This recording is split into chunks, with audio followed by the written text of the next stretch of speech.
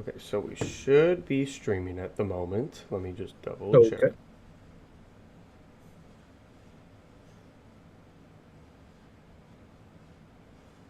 Okay. Okay, we are live. I just got the notification, so we're all good. All right. Hello, everybody. Start recording now. Hello, everybody. Welcome to a very special live version of the Galaxy of Film podcast. I am the host for this week, Brandon Messina, and I am currently joined by my guest here, Will. How you doing, Will? How's it going? Hey, what's up? It's good to be here. Going to talk about a really fascinating film today. Something that I've been looking forward to for so many years. Honestly, probably like Uh, the yeah. hottest movie currently like going right now. Oh, yeah. 2025's Superman, directed by James Gunn, of course. This is to kickstart the DCU, the brand new DCU. Not that Zack Snyder shit that we've had 10 years ago, or roughly around there. This is the new DC cinematic universe. So yeah, we're just gonna be just in a whole different system here. We're just gonna be talking about the movie. We're just going to say what we like, what we don't like. You know all the hoopla about that. First though, well, I want to know how you doing. I want to know what your life's how's life treating you so far. Well, I do have a big update. For those of you who've been following, I've been working on a new short horror film. Of It's called course. Acts of Violence. Uh, the teaser for Acts of Violence is on the Galaxy Film YouTube channel. You can go check that out. Uh, but we are currently we're a little bit behind on when we wanted it to be released, but which is fine. It's okay. You know, these things take time sometimes. But we're currently working on the soundtrack for the film. I just got together the other day with my friend Jeff, who is really good at doing music. So yeah, like I got to watch the movie with him. We wrote notes down for where certain cues got to go. But I'm really excited to just kind of let him do what he does best.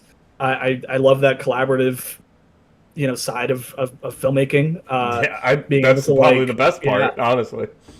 it really is just like letting other people who are like super talented just do what they do and just put your trust in them. And that's so that was something that we did this past weekend. Probably the next couple weeks, we that soundtrack might be completed, and then we can block out when it's going to come out. I would imagine sometime in August, but you know God forbid something comes up or whatever. But Right. yeah, always got to keep that in mind. But yeah, it's all edited and finished. There's like maybe a couple little tune-up things with the audio that Jeff's also going to help me out with, because I usually don't do the audio editing on my own.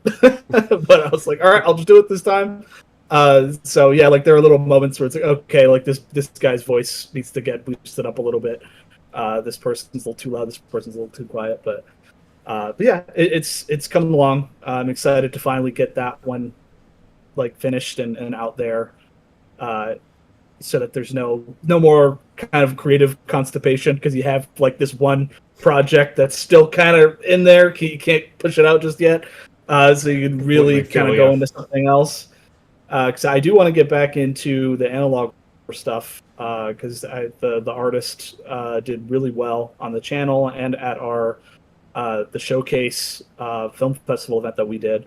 So I got a lot of good feedback from that. So I think that would be a good route to go into, next for whatever film project that I decide to work on. But yeah, that was a huge thing. Other than that, I've been watching a lot of Superman movies. Yeah, yeah, I can imagine. And reading. It got me back into reading comics a lot more. Oh, nice, Like I still nice. would read here and there. And we were talking before the show started that I had gotten a charge on my card, from my bank account, and my bank account like texted me being like, "Oh, was this you?" And I was like, "Oh shit, what is this? Like over $100? I didn't do this. What the fuck?" $100. I'm like, I didn't. I'm like, oh god, like did I get scammed again somewhere or whatever? I don't know. cancel my card. Then I go look at my subscriptions on the Apple subscriptions thing just to make sure that it's like, oh no, the DC Infinite app just charged you for $100. I was like, oh, okay, that's what. Is it $100 so a year? Is it annually? Yes. Okay. Yes. Okay. Good. And then Good. you get access to literally the entire DC catalog. Like everything is on there. I do think that they wait about a month to put on whatever the most recent comic is, which I kind of like that. I respect that because then it gives people an incentive to actually buy the comics. Right. Yeah, go to the store. I do it because it's a lot easier to just go into a back catalog and read of something that came out in the 80s. I don't go find a compendium somewhere for $800 to read it.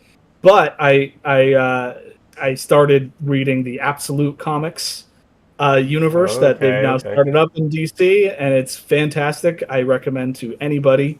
The hype is real on that. This is a nice fresh start where they kind of rebooted the whole every mainline DC character. There's a Batman comic, a Superman comic, Wonder Woman comic, and they're all fantastic. The whole premise. Because I heard I heard how good the Absolute Wonder Woman comic series is. It is. But then I also saw pictures of the Absolute Bane that they have in there, and he looks fucking insane, bro. I just got to him in the comic too. Oh my god! He does terrifying. Not look. He looks interesting, to say the least. Because if you look at the Absolute Batman character design, their idea was basically just if you ever played a video game where you create your own character, they were just on the muscle meter, they just went all the way up. Yeah. this Batman is literally a walking ton of bricks. And for 7-8 solid issues, this Batman is completely unstoppable. He's a little bit more brutal than the mainline comics Batman. This is a Batman that's willing to stab people everywhere. He still doesn't kill anybody, but he's willing to stab people. He's willing to cut arms off. He's serious. Then Bane shows up. He gets locked in a room with Bane, and there's literally a panel where he's just he's what am I supposed to do? What the fuck did I get myself into? Yeah, this Bane is literally he's 2 stories tall and just made out of muscle. So I can't wait to see what happens with that storyline. But the whole premise of the Absolute Comics universe, which is something that I do kind of hope maybe James Gunn looks at when it comes to rebooting certain characters. The whole premise of this universe is all of our heroes that we are familiar with. What if we took certain things away from them that are very integral to their how they grew up and what their story is, and how does that influence them when we remove these certain safety nets that these characters have? So Batman is not a billionaire. He was born on the streets. His mom is also still alive. His parent, that completely changes the mythos. Just kind of stripping those things that make them comfortable, and so it puts them into this situation where they're kind of forced to become better versions of themselves. Wonder Woman did not grow up in Themyscira. Wonder Woman was sent to hell, to the underworld. This is in the Absolute comics. Yeah, in the Absolute Wonder Woman comics, Wonder Woman grows up in the underworld. Being raised by in the main comics, it's one of her villains, but in this, it's Cersei raises her in the underworld. Okay. And it's just, but again, when you get to learn about that version of the character, it's somehow she even embodies the love and kindness that Wonder Woman has, even further because of her upbringing being so terrible. And so lonely, she embodies the exact opposite of that. So these comics, incredibly well written, super imaginative. All the artwork is insane. I can't wait to get to Absolute Martian Manhunter. I don't know if you've seen any of the artwork from that, but it looks crazy and psychedelic, and I can't wait to get to that. But yeah, this movie, James Gunn Superman, has got me back into the comics scene. Like I've been trying to follow like every once in a while. You know, there's been a lot of Godzilla crossovers with Marvel and DC I at the was say same time. because I know they're getting to like Godzilla and King Kong, and I think they're doing a lot of stuff with Alien and Predator with the Marvel comics. I Yeah, think I read so. A lot of crossovers going on between those publishing companies. Um, mhm. yeah, I know it's kind of interesting though that Cersei is in the underworld. I would assume that like she would be raised by Hades, but um, I think like Cersei was like they haven't gotten into it entirely yet, but I think Cersei banished to the underworld. she got banished. And Uh, okay, yeah, and then we don't know exactly how Diana was born, but like the first chapter, the first page of the comic is like the god Apollo appears before Cersei, and it's just like, here, take this kid. We don't care if she lives or dies. It's up mm, to you, and then leaves. Um, and Cersei doesn't care at first about the baby, but then she just warms up to baby Diana because she like even as a baby she's like defending herself from like these underworld creatures because she's that powerful and yeah. stuff. But yeah, it's just kind of subverting just the right things. It's kind of what the New 52 should have been. If you're familiar with that, how the New 52 was like the big reboot, the all-encompassing reboot that DC Comics did in it was like around 2011, I believe. But that one, and they kind of undid everything that the New 52 tried changing to revitalize these characters. And they were also too afraid to fully reboot certain characters. Like Batman's history was completely the same. Like nothing really changed about him whatsoever. But They didn't really this add is, anything to it. yeah, Mm. no, not really. It was just everything you had read before just happened in the span of 5 years instead of 20. That was literally what they said for it was like both for Huh. Green Lantern and Batman. They just did, which, to be fair, with the way New 52 worked, they only gave the writers like a few months warning that they were going to Oh reboot. So yeah, I can't blame them. yeah. Like if you're in the middle of the storyline, you're just like, I'm not going to change anything. Like what the hell's wrong with you? Uh, but yeah, that's my comic book extravaganza I've been getting into lately. But what's been going on with you, Brandon? Um, wow, that's a really interesting question. Well, work sucks. So I mean, Oh yeah, trying to get through that. Um, like same with you. Trying to get a couple projects going on within Galaxy of Film.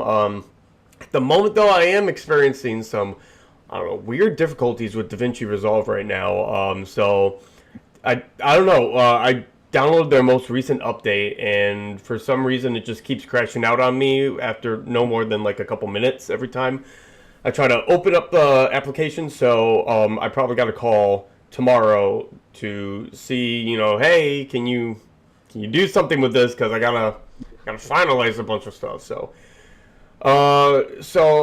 everything's kind of at a stalling point at the moment, but hopefully that I can sucks. I can get that back up as soon as possible.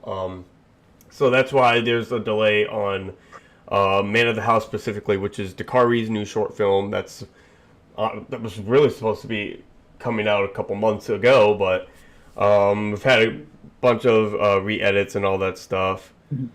I'm excited to Um, see yeah. what that looks like now because we saw, like you said, an earlier version of it at the showcase. Um, and I've been hearing that you guys have been like really tweaking away at it because it wasn't like completely finished. Yeah. Yeah, a lot of cool stuff in that one. And So yeah, and definitely with me buying a new computer recently, within the last month, the quality will at least be a lot better than when I was on my crappy little 12 gigabyte laptop where I was doing all of my editing on there. Yeah. that's Um, horrible. yeah. So I don't know. At first, like, because I had like the version 20 or whatever of DaVinci, and everything was working smoothly and all that stuff. But once I got the newest update that they put in, I don't know, everything just seemed to crash on my end. So, and I don't seem to be the only one with that. I've seen a lot of people on the internet having similar issues or having problems with the recent update. So hopefully they can fix that, or hopefully they can just patch in like a new update, and so they can, stop all the crashes that are going on. But yeah, other than that, I'm doing pretty good. For all the audio listeners over here, I've been setting up my new room down here, so it's looking all nice and personalized. Yeah, on my end. Nice setup. Nice. Yeah, I got all the Funkos back there. I got my Back to the Future poster hanging like right next to me. So yeah, everything looks really nice on my end. Also, like over here too, I got a couple of the Galaxy of Film posters too. So yeah, very, very, very nice looking on my end. But yeah, I don't know. Other than that, I'm just kind of.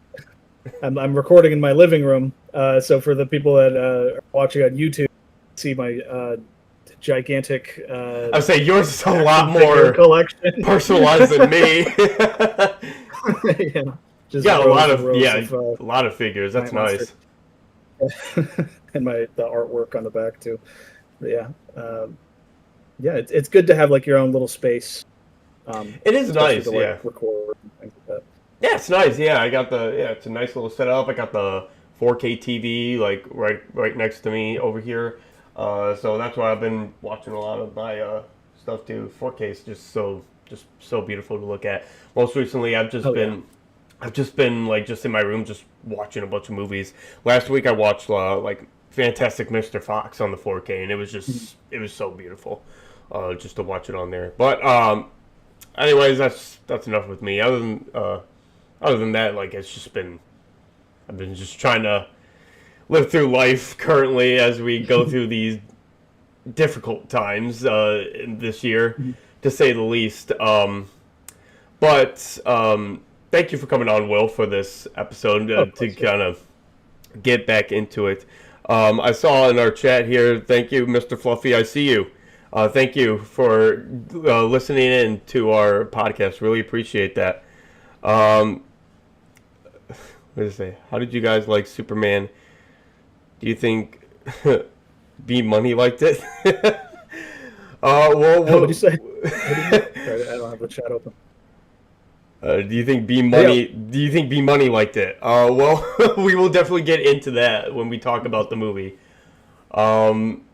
Suffice to say, didn't hate it, to say the least. But yeah, we'll talk about it while we get into it. And we'll be having a couple more guests, hopefully, sporadically appear as we talk through this live stream with everybody. But yeah, let's just kind of I have a couple little news reports to go on. Some related to the DCU as a whole, and some other things that I just kind of wanted to touch on briefly before we actually get cracking into Superman. So, first off, I want to get just the non-DCU news out of the way first. So, well, I don't know how excited you are about Christopher Nolan's Odyssey movie coming out next year. A lot of hype coming up about that. I don't know if your movie theater had it or not, but I don't know, when I went to go see Superman, they showed the brief like 30 to 45 second teaser of the I got Odyssey it for already. Jurassic World. Oh, okay, you got that teaser? And what was funny too is that it played, like, they played all the trailers, then did the Nicole Kidman thing, the AMC kind of AMC commercial. That's right. And I was like, right. Okay, now the movie's about to start, and then another trailer starts playing. I'm like, what the hell, man? We just get to this movie already? And then I realized what it is, and I was like, oh, like, yeah, I haven't seen this yet. Do you know it wasn't online? I don't think I've ever seen this before, of a movie being teased a year in advance. Like, as we come it up, happens sometimes. As we come I up, think they stopped doing it as often. Yeah, but I mean, yeah, with the buzz that this movie has been, really, it's really like in like the whole pop culture scene for, I don't know, maybe since November, December, around Christmas time. So, I mean, it's a stars to the cast, nonetheless. Like, you got Tom Holland, you got Matt Damon, I think Zendaya is John going to be in the Bernthal. movie. John Bernthal. Charlize Theron is going to be in the movie too. A lot of big names. Also Anne Hathaway too. I think is going to be in that movie. So I mean, yeah, I can't be more excited for this than I already am, honestly. But continuing on with that, I saw somewhere that IMAX tickets are already starting to go on sale for next year. A whole year before the movie is even like being released. So I thought that was kind of like a wild thing to see. Yeah, because I've never seen a movie be hyped up this much so early on through like its production. Because I believe it's toward the end of filming or like it's on the verge of being wrapped up at this point. So it's crazy like how like nothing really has gotten done just yet, and all we've gotten really is a short teaser trailer that they played for the previews at theaters. Exclusively in theaters. Too, Exclusively in theaters. Unheard of. That kind of stuff is always put online first. Yeah. So it's really cool to just like be able to get that experience that like just for the moviegoers. Especially like a couple months before the movie gets released, so it's kind of like jarring to see like a movie where as of this recording it will be about a year till the movie comes out. It's already getting promotion like that. So it is really fascinating to just be a part of, honestly. And Christopher Nolan earns it. Honestly, I mean, he really is him, you know. Like if it's anyone, I'm like there for anything. He's one of the top directors that could really get away with it, honestly. But yeah, I know I saw that it's only for theaters with the 70 millimeter screens. I believe those are the only tickets that are going to be going on sale. And it's at select show times. And for anyone that still wants to go see it without with the advanced IMAX cameras, which I'm really, really excited for, because I think these are no one's going to be using these cameras for the first time. No one else is going to be using them. They were made specifically for this movie, I believe. So brand new IMAX cameras specifically for this movie. And like I said, anyone who still wants to go see this movie like in a standard version or just normal IMAX, I guess, they will still go on sale much closer to the film's release date. So for anyone concerned about that, don't worry, you'll still be able to go see it through its normal release. But yeah, I just thought that would be something to touch on. I've talked about this before on the podcast. Ever since I was in maybe middle school or high school, like I've always just been fascinated with Greek mythology, and most recently I've just had this kind of like rejuvenation, I guess, for Greek mythology. With this, I've been recently listening to this musical online called Epic the Musical, which kind of it basically details the Odyssey in musical form, obviously. So I want to just shout out that musical real quick because it's a really good musical, and like I said, it just really made me, it reinvigorated my love for Greek mythology and the Odyssey, for all that. Which I don't know. Have you read the Odyssey back in high school or just any point in time?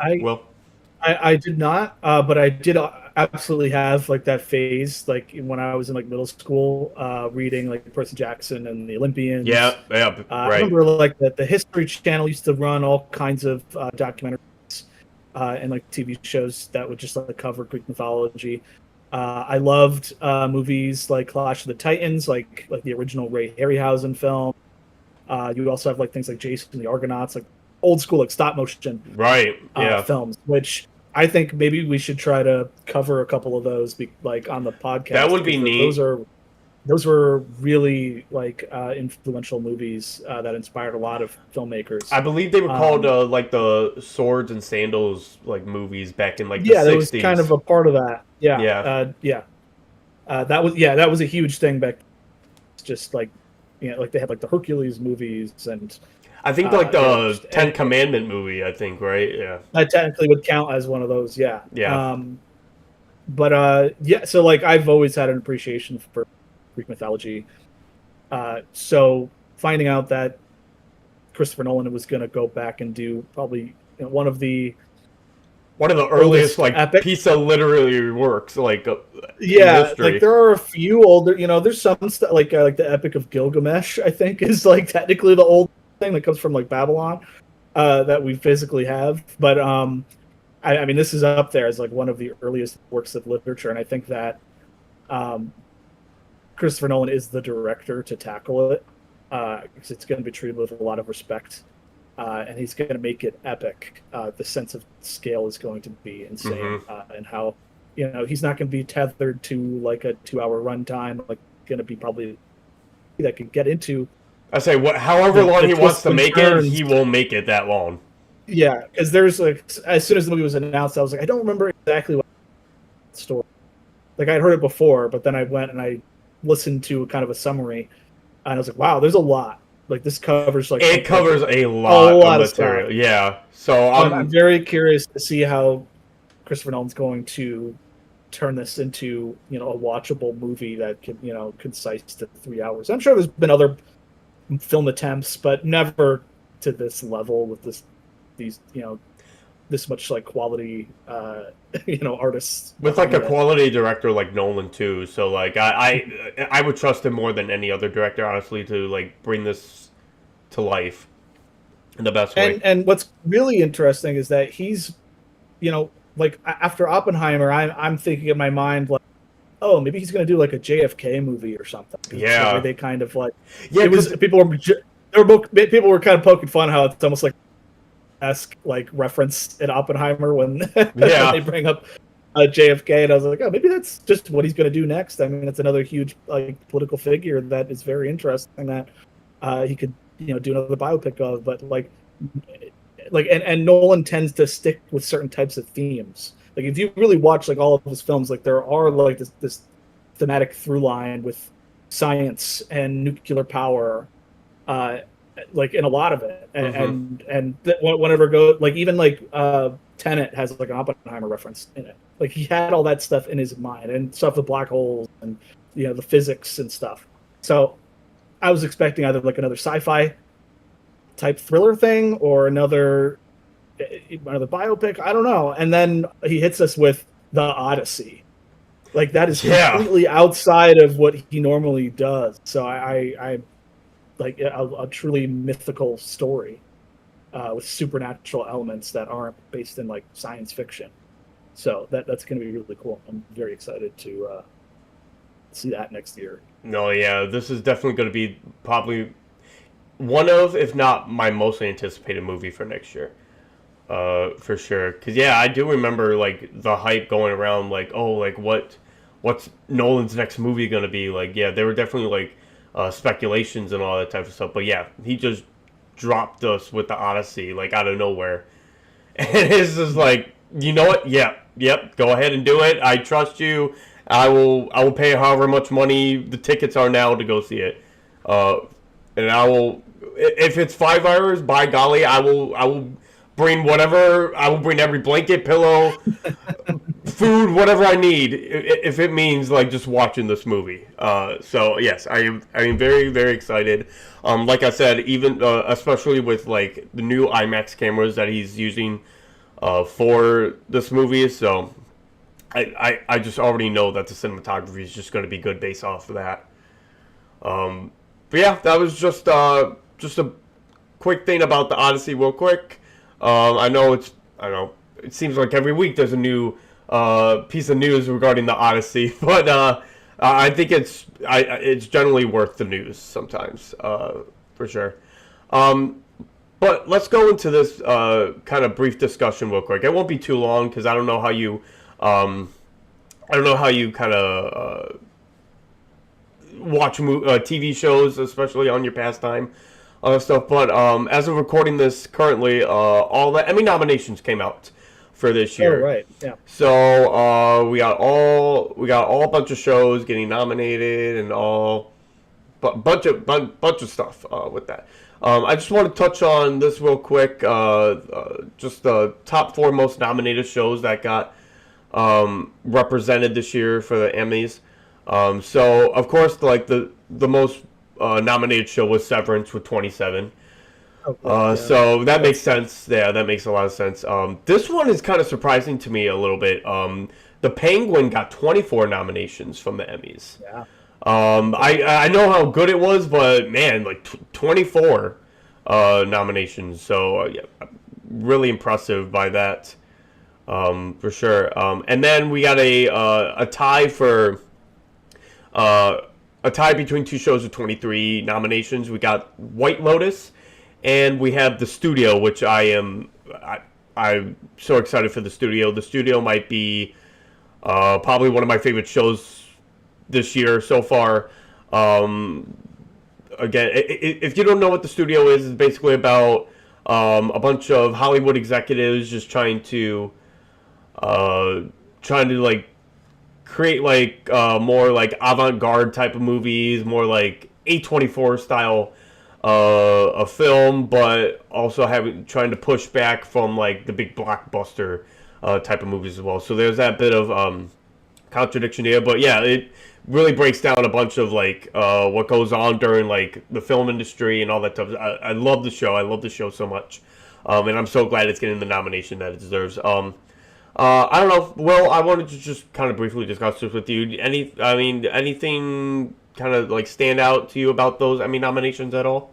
Well, I love Severance. I caught up to it. I think it was in the middle of the second season. I think maybe like 2 or 3 episodes still to go. Mm-hmm. That's when I was like, you know what, let me jump on this. And I watched the first season. I was enamored.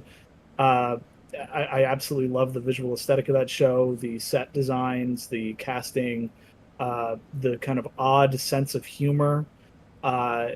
Like just everything about that show works so well. And I love that I still don't entirely know what the fuck is going on. Yeah, that's Like, that's kind of the whole point, right?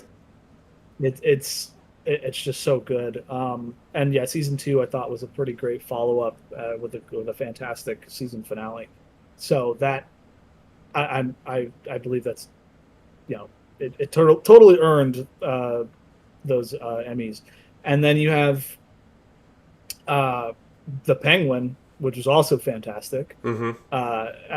That show perfectly encapsulated what we wanted from more of the Batman. Like it really does. It feels like Matt Reeves also directed it. I say because he was a producer on the show, right? Yeah, I don't even think he directed any of the episodes directly. But it all captured that feeling of this grounded, gritty universe. Mm-hmm. And then you have the Penguin is just. They gave him so many different layers. They make you kind of feel sympathetic for him, and then they rip that all and make you go, "Oh my god, this guy's a monster." And I want Batman, punch this guy's teeth out the next time they meet. So that was another incredible TV show. So I'm also glad that that's getting the awards that it's getting. And I did hear that Andor also got I did see that just now. But, yeah. And that show also is like an all-time for me. Like that, it was probably one of the best pieces of Star Wars media ever written. And I think that that show, like I'm watching this, season 2 of Andor, and I'm like, oh yeah, we're getting there. Like I look outside and it's Andor. Like, uh-oh, this isn't good. But the fact that the show was written, like, I think it was like 2 years ago, it was written for season 2, or maybe even 3 years ago it was written, and it's just like all prophetic stuff going on. So it's just that Tony Gilroy and his creative team just had their thumb on the pulse of politically what's going on in the world, and I thought that show was incredible. So I'm glad that also is getting the accolades. But I have not seen White Lotus or The Studio. I've heard very great things about those shows. I highly recommend The Studio for sure. Yeah. Although there is also a juxtaposition behind that because Seth Green is like kind of like one of the creative forces behind that show. So, Mhm. well, I love the studio. I love everything about it. It is kind of weird seeing like the show be about trying to make like indie type of filmmaking, like and all that type of stuff too.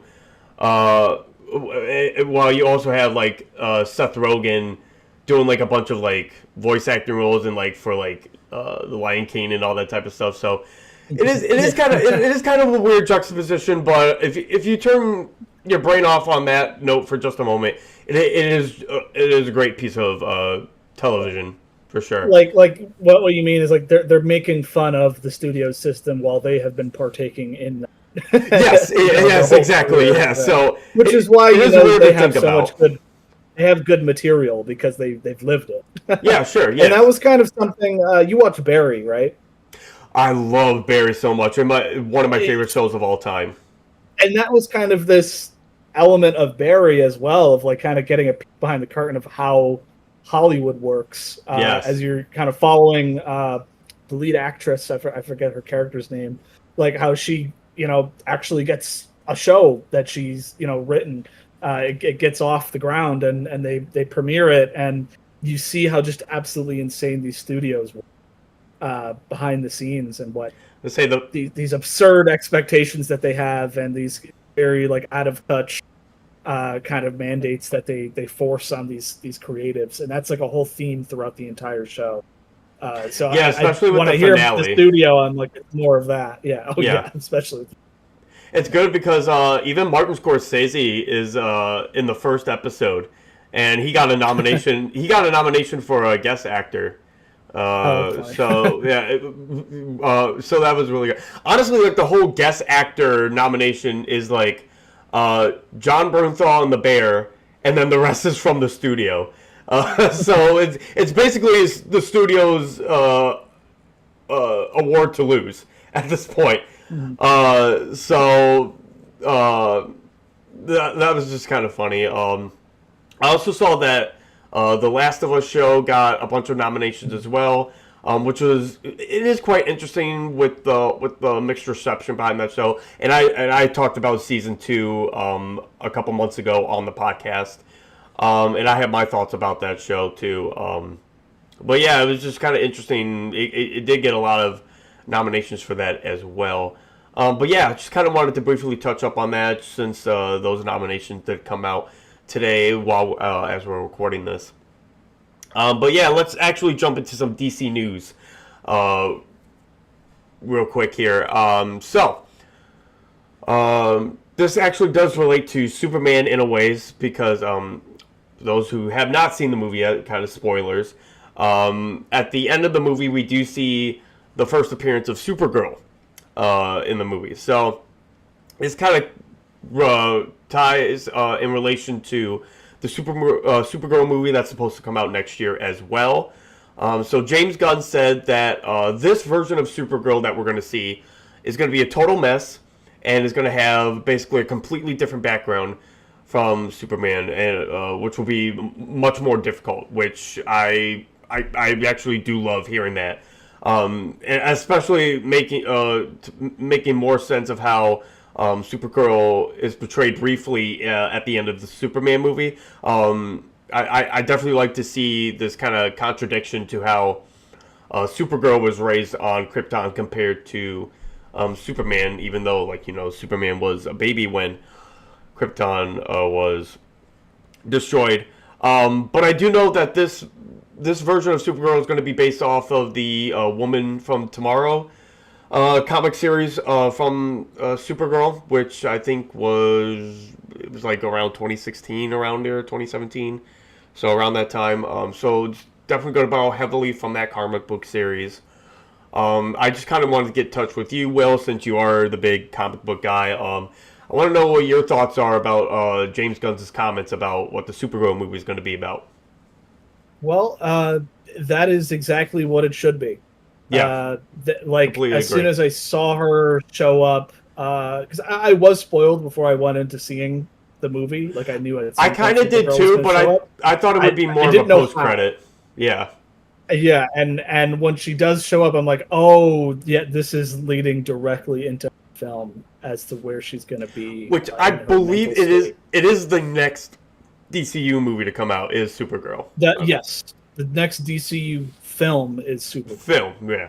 Um, yeah, it's already almost like done filming as well, if it hasn't already wrapped. But it's yeah, I did as soon as they announced that that was what the Supergirl movie was going to be, was this direct adaptation of a very specific comic book, which is something that I think we need more of in the comic book film, yeah, like industry. Like we keep doing these kind of vague amalgamations of certain stories and certain characters while doing their own spin on things. And even this new super film kind of does that to an extent. But I do miss when it was like, hey, we're adapting this specific storyline that you as a comic book reader are familiar with and are a fan of.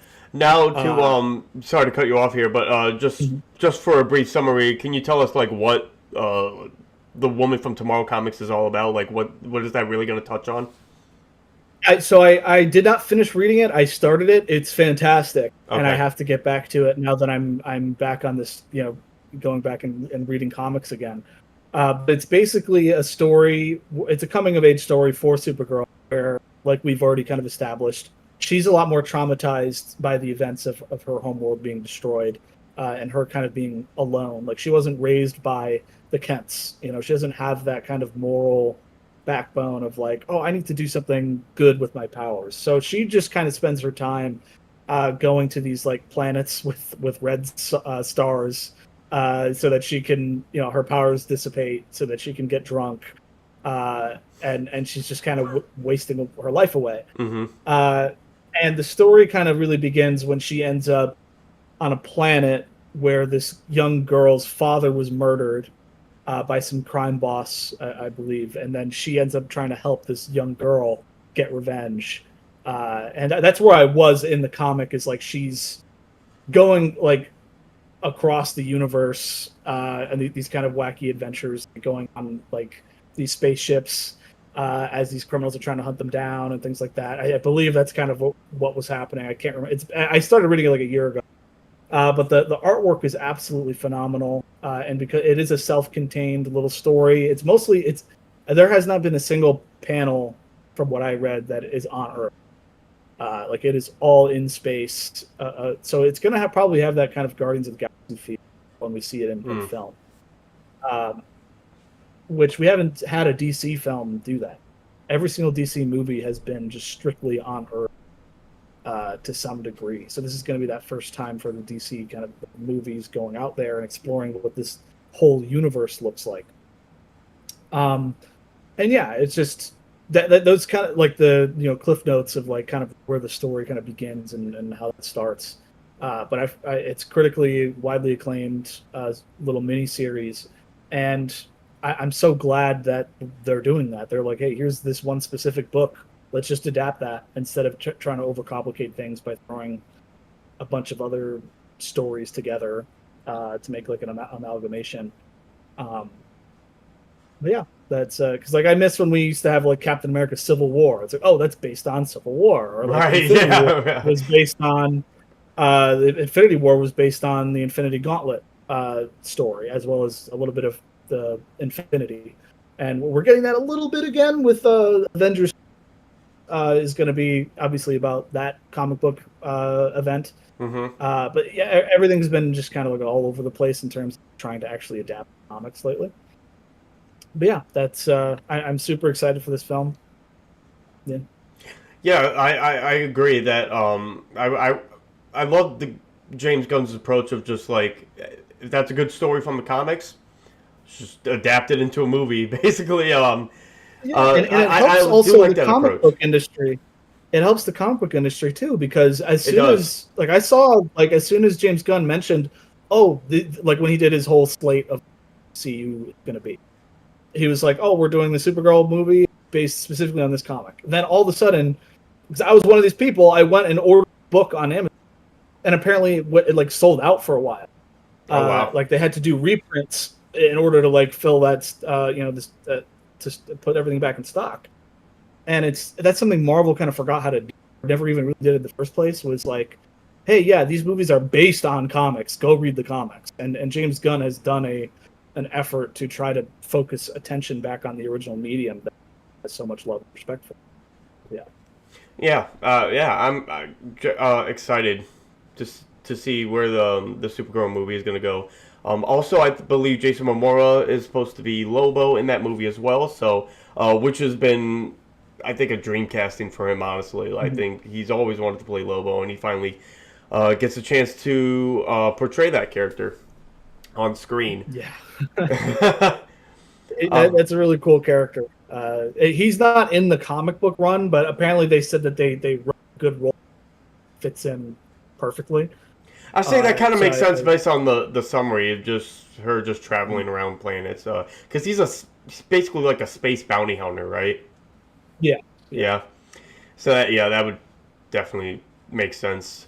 Also, which I believe Crypto will be in the movie as well too, because that's her dog, right? Like that's it's her dog basically. So yeah, really excited for that Supergirl movie to come out soon, later next year. And then one more piece of DCU news from the one and only James Gunn again. He did I believe like an interview or something where he did state that once like scripts end up being finalized and that they're actually like good scripts, we will see immediate production go into the Batman and Wonder Woman movies, which is definitely good news to hear. I'd like to hear directors say I don't want to put anything out until like we get an actual good script to go out with it too. Which kind of follows up on kind of the reports that have been going around the last couple months of how the DCU is basically going to be basically their Mount Rushmore of characters are going to be Superman, Batman, Supergirl, and Wonder Woman. Those are going to be the four pillars for the DCU franchise going forward, which I believe is part of their whole 10-year plan. From what I read online. So definitely want to check out Wonder Woman movie, which is still crazy to me that we've only had one Wonder Woman movie come out throughout all of Hollywood. And it came out less than 10 years ago. That still baffles me. How that occurred. Honestly, I still like that Wonder Woman movie with Gal Gadot. It has its problems for sure, but I think overall it is an enjoyable movie, to me at least. And I am definitely curious on who they're going to cast as Batman for this DCU. I've definitely heard a lot of rumors about a couple of actors. I've heard Jensen Ackles' name being rumored. I've also heard Henry Cavill being rumored to play Batman, which would be crazy if that were to happen, for sure. Well, I just kind of want to know your quick thoughts about that. Here's the thing.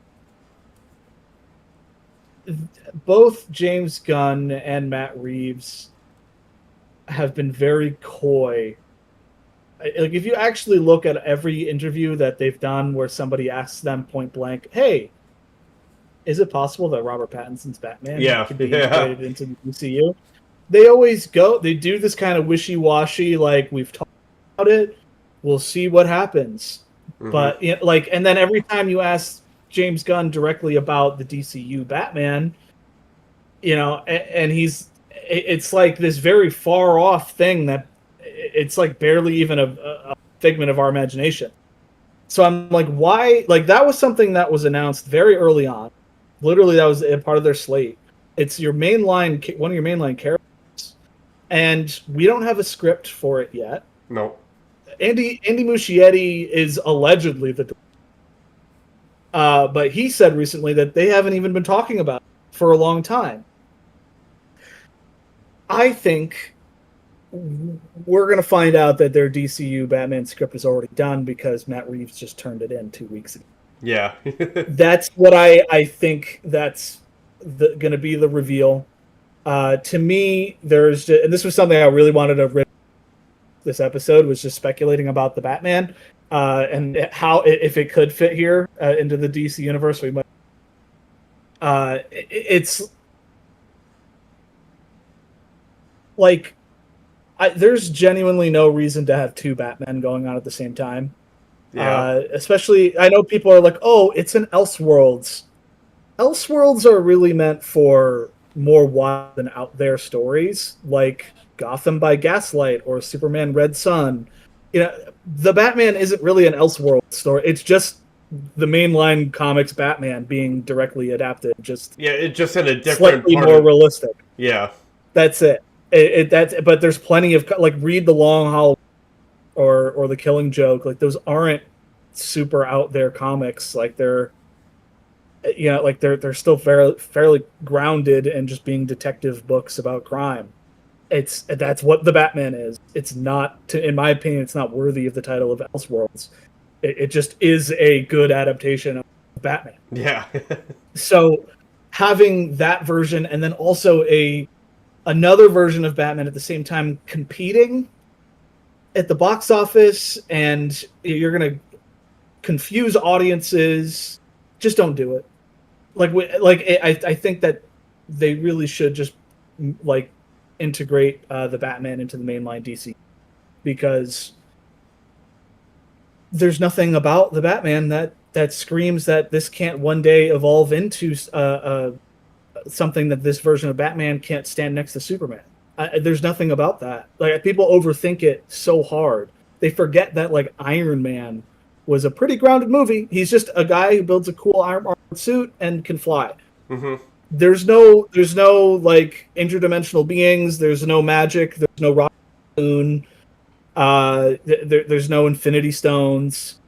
That was all introduced later, and then you see Iron Man interacting with these more kind of wild characters. And then you have to remember also that the Netflix Daredevil is just as grounded and gritty as the Batman, and that also still exists in the mainline MCU timeline. Yeah, there's no reason why Robert Pattinson's Batman can't be this DCU Batman. It's just a waste of time and resources to have two separate things going on. And because of the fact that there has been no updates on this DCU Batman, I think it's all a negotiating tactic. It's like, we needed to come out here to say that we have a Batman movie that we're going to do, but let's wait for Superman.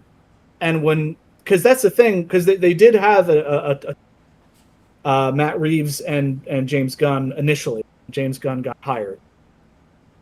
And then they decided at the time, no, we're not going to go through with Robert Pattinson being the DCU Batman. That we know happened for sure. But they didn't have an actual DC universe yet. It was all immaterial. It was all speculation as to how this was going to go. James Gunn's Superman movie could be a complete and utter trash bomb. Right. And okay, now you just tied your Batman to this. I could see why Matt Reeves would have been hesitant. But now they have a very good working relationship. Matt Reeves and James Gunn are working on this new animated Robin movie. I am so excited for that one. It's you have the stop motion animation, stop motion puppet. It's beautiful. Yeah, I'm really excited for that one. So they're working on that behind the scenes. Matt Reeves was like involved with like he had approved of like even though the Clayface's movie that has been announced is going explicitly in the DCU. Mm-hmm.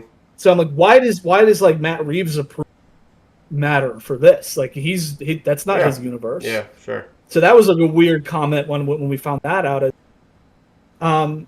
So yeah, that's kind of I think it's the only thing we're going to be losing from having Robert Pattinson be the Batman in the DCU is the fact that the DCU is going for this whole everybody's already been established. We already have like multiple Green Lanterns out. We have all of these characters that have been established for a long time, and their legacy versions of themselves even. Like, I'm sure if we meet the Flash, it's going to be Wally West. It's not going to be Barry.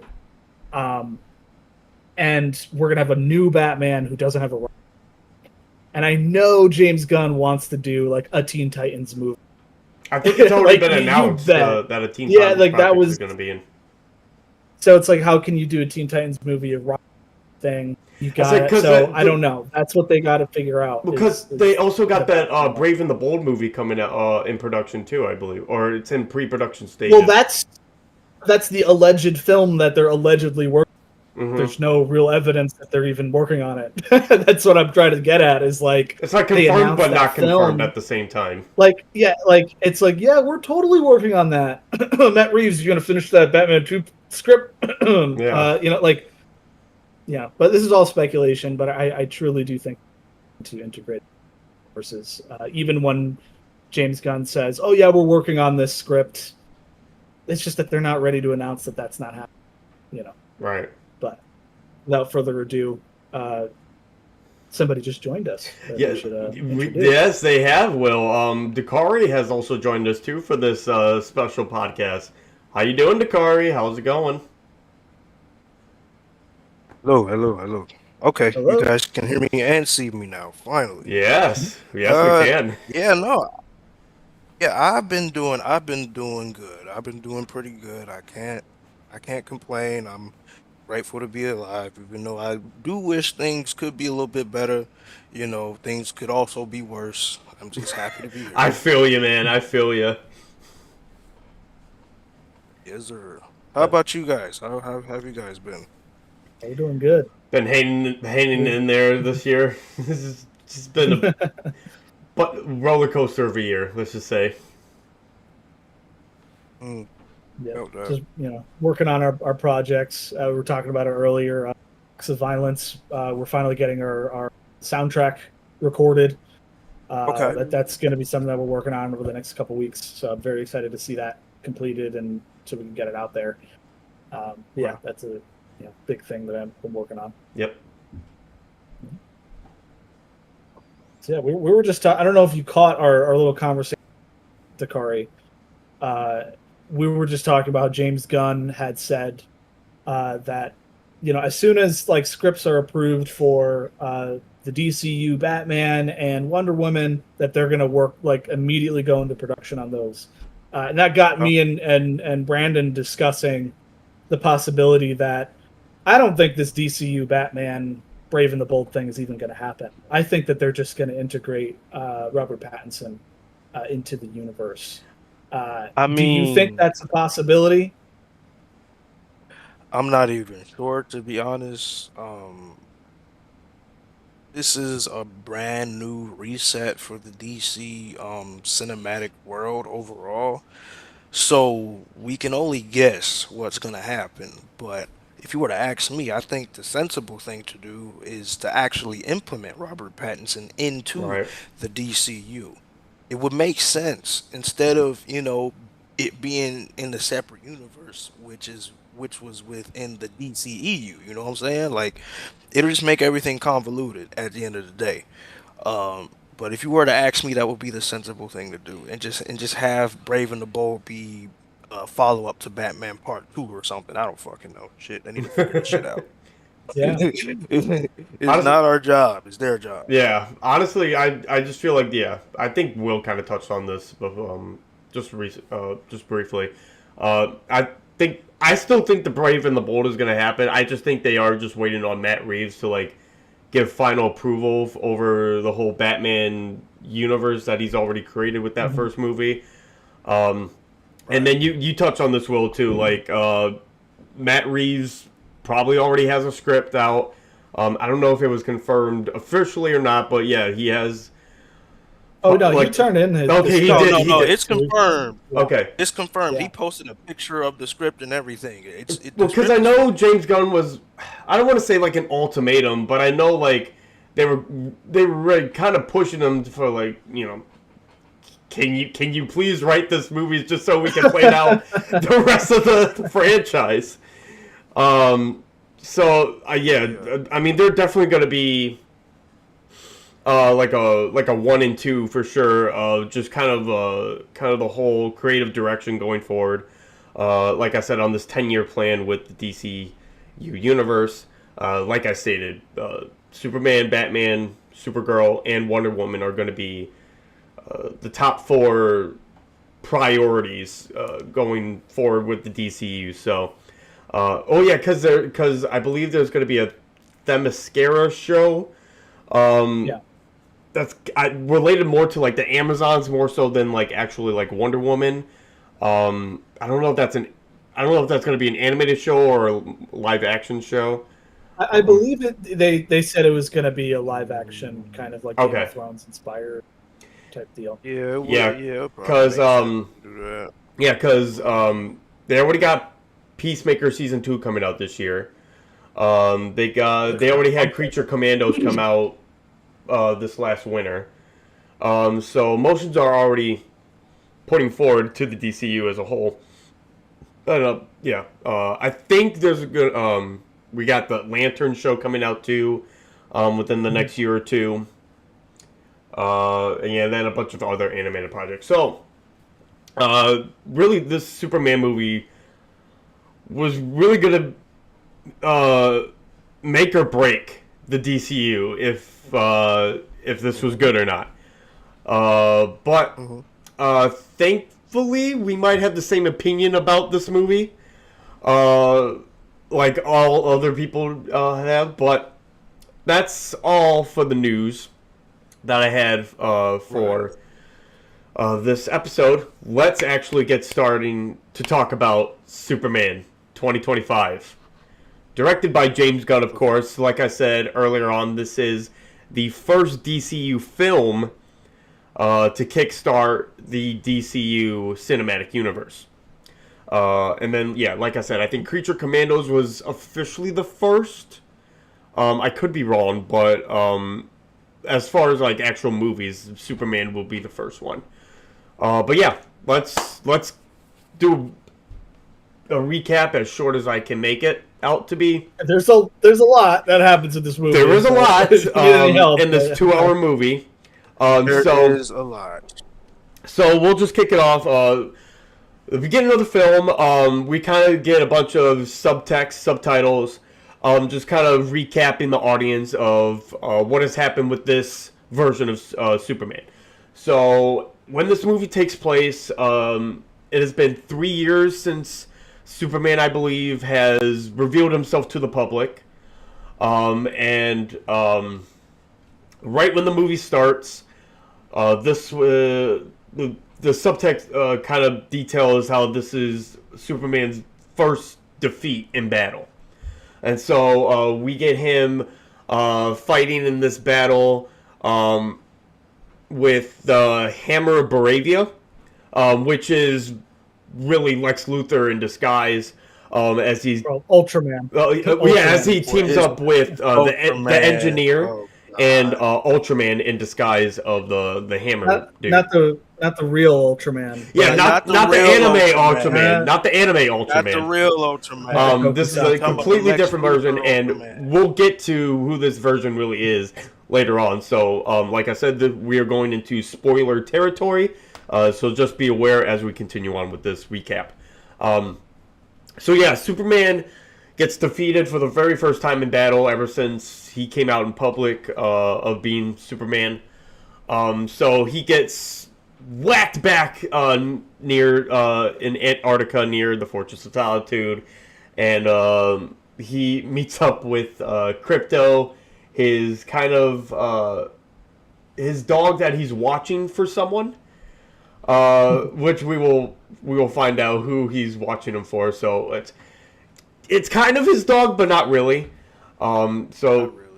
Crypto is this Kryptonian super dog who drags him back to the Fortress of Solitude, where he gets helped out by his Superman robots.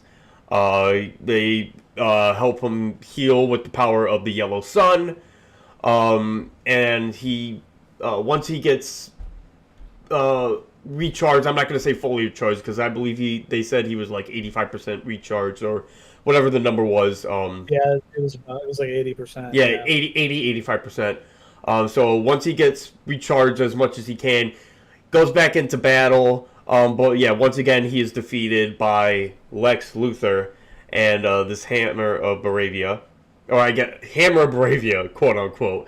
But it's really Lex Luthor, played by Nicholas Hoult. And so with the Superman movie, it really dives into more of the political aspect of Superman, which I believe this would be the first time this happens in all the movies.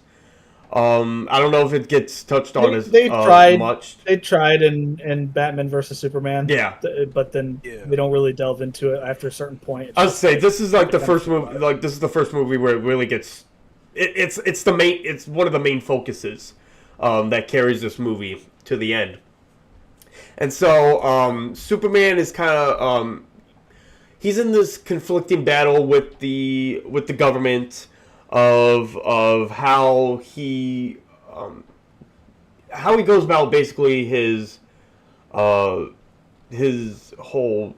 aura, basically. His foreign policy decisions are, His are very philosophy, problematic. basically. Yeah, his philosophy. Or he goes to Baravia. because this country Baravia, which is a U.S.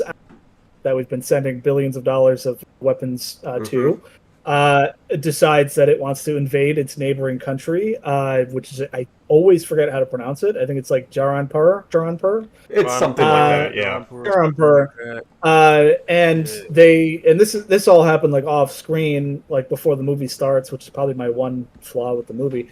That Superman came in and stopped this invasion from happening, and he threatened the president of Baravia. He destroyed some tanks. He didn't kill anybody, but Roughed him up a little bit. He roughed them up. But I mean, shoot, it's kind of like Star Wars almost. It starts right in the middle of the action. Oh yeah, So very true. yeah, I didn't mind that at all. Yeah, I actually didn't mind it either. With that too. So earlier on, Lois Lane, his girlfriend, tries to conduct like an interview with him as Superman, and things do get a little hostile about where their positions stand, really, about how he went about this attack on Baravia. And so once we get clear through that, Superman ends up fighting this lizard creature, like this giant lizard creature. Kaiju, yeah. Giant lizard kaiju. Yeah, this giant damn kaiju. Those goddamn kaijus, man, like every time. So Superman tries to stop them with the help of the Justice Gain, which is a formation of Green Lantern, Hawkgirl, and Mr. Terrific. And I think this Green Lantern is Guy Gardner. Yes. So that's his version of Green Lantern. And so they all team up together to defeat this kaiju monster. And then once the battle's done, also like throughout in the middle of this battle, Lex Luthor ends up entering the Fortress of Solitude through his own like being able to capture Superman's DNA and all that type of stuff. So he's able to break through the Fortress of Solitude to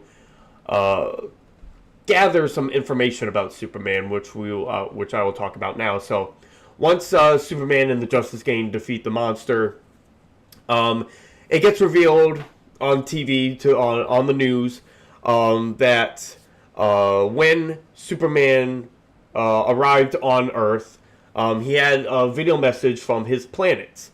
Not his planets, his parents. Freudian slip there from me. One of his parents is actually played by Bradley Cooper, which I thought was a nice surprise there.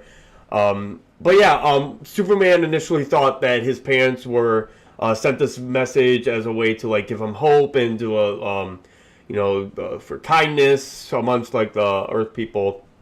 But then we find out that it's actually a warning to Earth about Superman.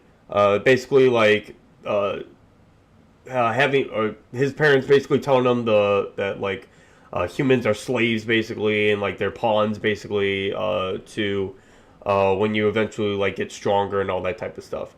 And so we initially think this is like, okay, Lex Luthor must have like manipulated the video in some way. But no, this is like actual like video, like not manipulated in any way whatsoever.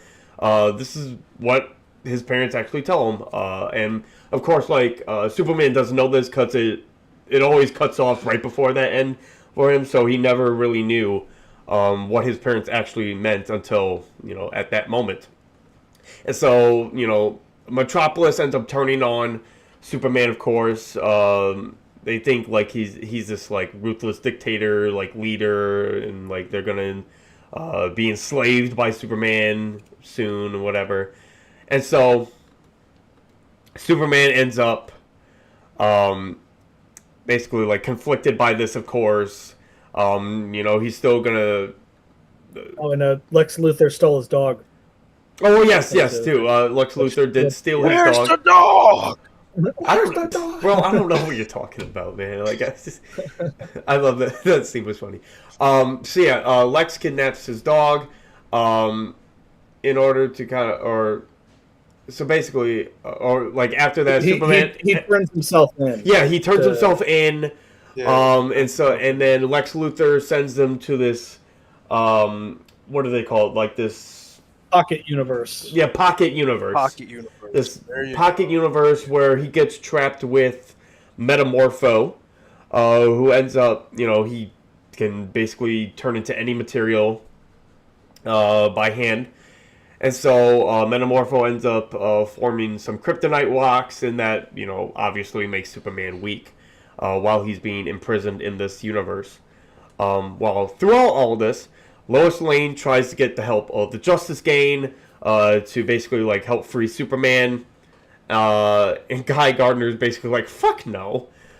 He's basically a whole dick throughout this whole movie, like the fun type of like asshole, in that way. But Mr. Terrific ends up having Lois Lane, so they go to this. I don't know. They go to this like nation where Lex has like a bunch of his like recruits set up, like this like kind of like beach like area where the pocket universe is, and we get this really like fun fight sequence with Mr. Terrific, where he defeats like all like the bad guys and then the henchmen of Lex Luthor. It's a really fun. It's very James Gunn-esque, like Guardians-esque, like that type of action sequence. That song is stuck in my head. Yeah, it's like five years time. It's a great song. It is great. Oh, so Lois and Mr. Terrific end up entering the pocket universe. One second, Brandon. We do have a new chatter, a we familiar face. We got yes. Danilo in the chat. Oh, what's up, Danilo? Danilo. Superman. Danilo says, Superman is so woke, I saw it 3 times. Whoa. Hell yeah, bro. Hell yeah. He is very woke. How dare Superman be so woke? I love woke, man. How dare Superman be woke? Oh my god. Man, Superman ain't never been woke before. What a liberal. What a liberal. Change the S to a W for woke. What a good boy. He's such a do-gooder. Oh my god. My god, he just does everything right. How dare he? Truth, justice, and the American way, man. Why not all the other countries? Am I right? Just America. He's mad that people are going to die.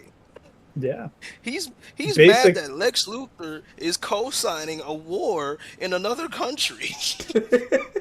Yeah, we got to say it. Superman says free Palestine. I mean, that's literally the plot of this movie. I mean, bro, this movie's literally free Palestine, bro. This movie's literally. I mean, there's no better way to put it. Yeah. Lex Luthor is Elon Musk.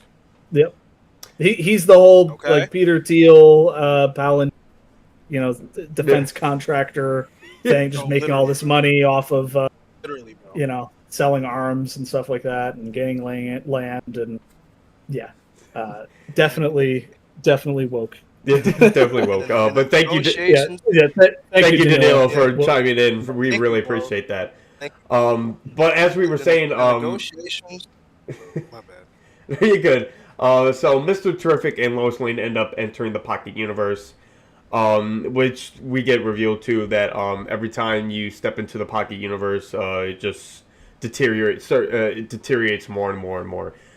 So they don't have that much time until they have to get Superman out.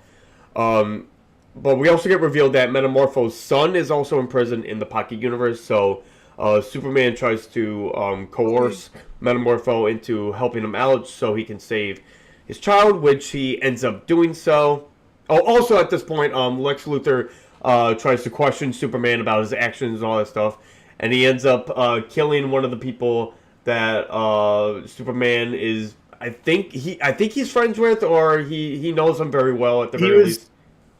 He was just a falafel stand guy that gave Superman some food, and he's like a big Superman supporter. And Lex Luthor just shoots him in the head. He just shoots him in the head. Yeah. Russian roulette style, actually. Russian roulette style, and it shoots the first. Was it first or second time? It was the second time. It was very, very early. I thought they were gonna carry the suspense out, but no, just point blank, like second time, just ends up killing them. So yeah, that happens as well. Mind you, in that scene, I think there's one too many jokes in that scene, bro. Like, it was supposed to be a serious moment. I didn't know whether I should have been laughing or crying because they kept joking between each other and shit. I think, especially with Lex joking about like, oh, like that took a way less time than I thought. Like, it makes sense for him to be joking because he's a sociopathic piece of shit. Right. Yeah. Life. So like, I think there are other moments where maybe there was too many jokes, for sure. It's kind of that James Gunn moments. Yeah, there's definitely some moments in this movie where I felt like some of the humor was inappropriately placed. Like, it's a little bit too much. I mean, the movie's fucking hilarious. Like, I was laughing my ass off throughout this entire movie. And, I'll say that. But a lot of it is a bit much. And that's definitely one of my issues with the movie, for sure. Yeah. But then, once Metamorpho helps Superman escape from his, like, cell, like the prison cell, they end up fighting off a bunch of the henchmen in the universe. Superman ends up saving Metamorpho's child, and then they all escape. They rescue Crypto too, and they all escape out of the Pocket Universe too. So we get once that wraps up, Superman comes back to Metropolis and gets into this big fight with the Engineer and Ultraman, which we find out that Ultraman is actually a clone of Superman that Lex Luthor created. Evil Superman 2. Evil Superman. Damn. Superman ends up fighting them off. Lex Luthor tries to stop him, but just no can do. Also, throughout most of this movie too, Lex Luthor is surrounded too by like a bunch of like tech support people that are just like helping him out with this with the they're all these they're all like these yes men, like cultists that like believe in Lex Luthor as like this. Like, this is one of those things where James Gunn hits the nail on the head perfectly with like where we're at right now in society, where these Elon Musks and that kind of like Silicon Valley tech bro billionaire type people, they are worshipped. Like, they are looked at as like these uber mensches, and it's getting creepy. It's very like getting very awkward. They think these people deserve to rule the world, and it's like that's horrifying. And so recontextualizing Lex Luthor in like this modern lens of how got corrupt tech billionaires is like, he's not just a guy trying to get land like in the older movies with like Gene Hackman and and the one who shall not be named.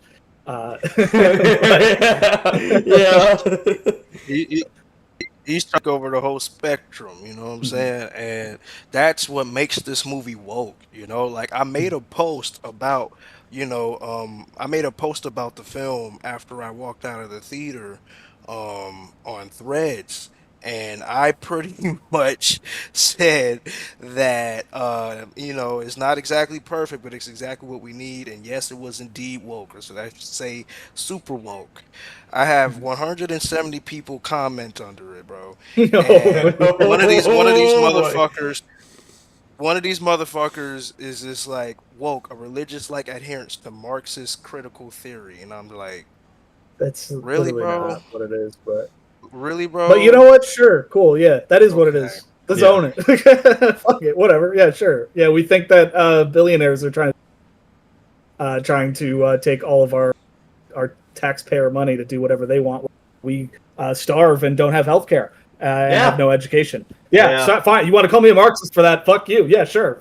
Call me Marxist. Whatever. Yeah, like it's just like It's what's it's happening. just like I'm amazed at how, well, I can't be amazed because I gotta remember the type of times that we live in. You know what I'm saying? And we're all of a sudden like people are just so desperate for entertainment more than they are, social commentary in movies. But let's be fucking real. These comics and these comic book characters have been implemented with social commentary since the fucking 30s and 40s and shit.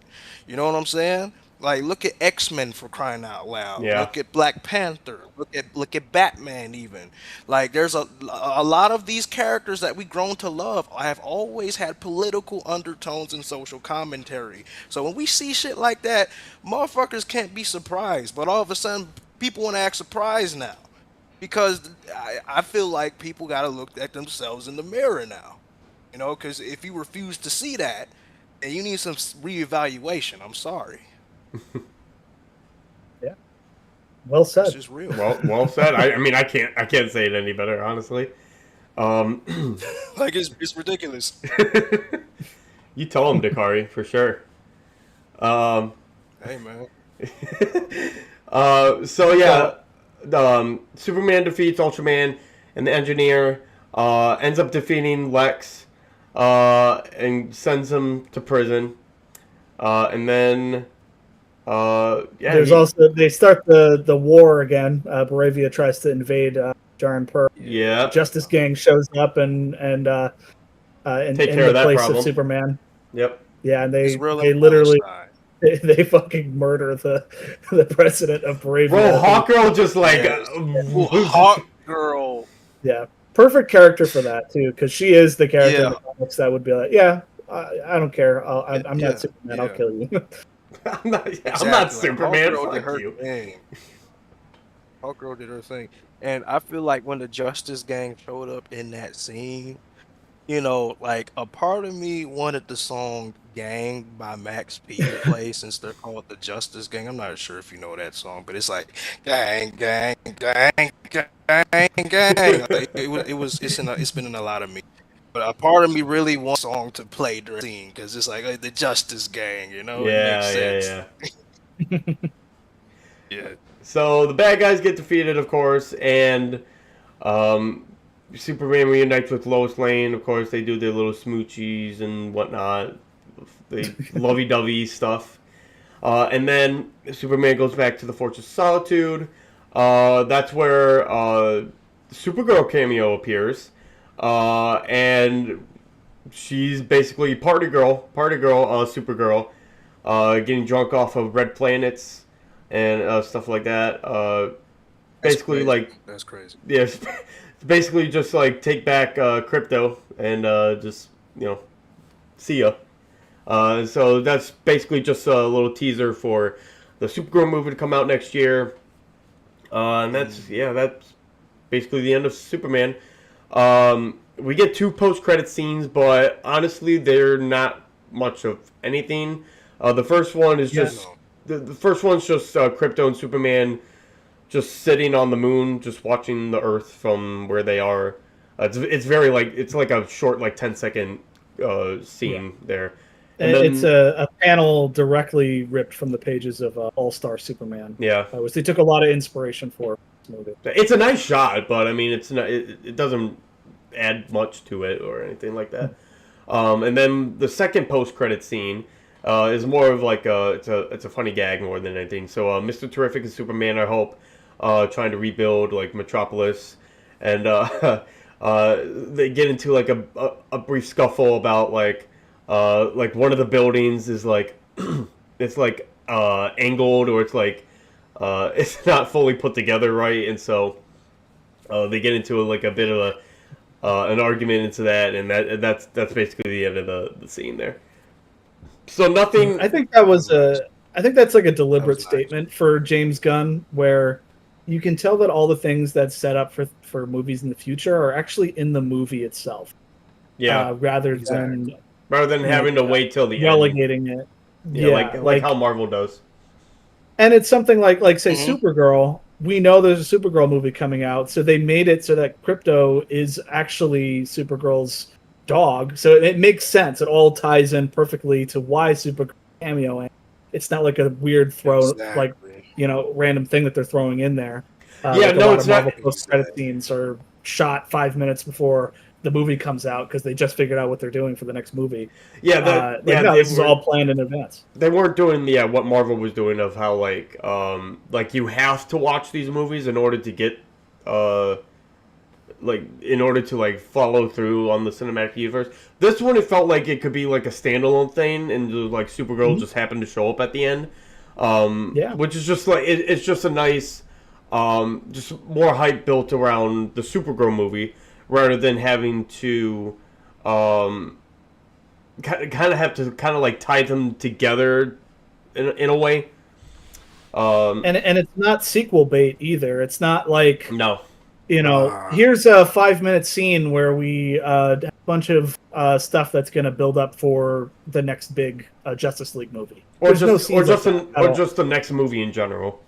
Yeah, it's not like Batman vs Superman Exactly. where it's like let's look at all these like files for Cyborg and the Flash and Aquaman. This has nothing to No, do with the no. movie, but let's look at this for 5 minutes and run up the runtime. I mean, you could have Harry So- Styles show up at the post-credit scene and like reveal he's Yeah, a right. superhero, and then do nothing else, and then just completely Yeah, that's disregard it another afterwards. Yep. Yeah, the best thing about this movie is that it doesn't feel cheap. You know what I'm saying? Like No. we see everything that we need to see. There's not a lot of unnecessary setup that doesn't really like need to be there. The setup that we have is the setup that needs to be there. You know what I'm saying? With the Justice Gang, with Mr. Terrific, with the Green Lantern, with the Pocket Universes and Metamorpho. You know what I'm saying? Like all that, all the extra characters we got, that's the setup right there.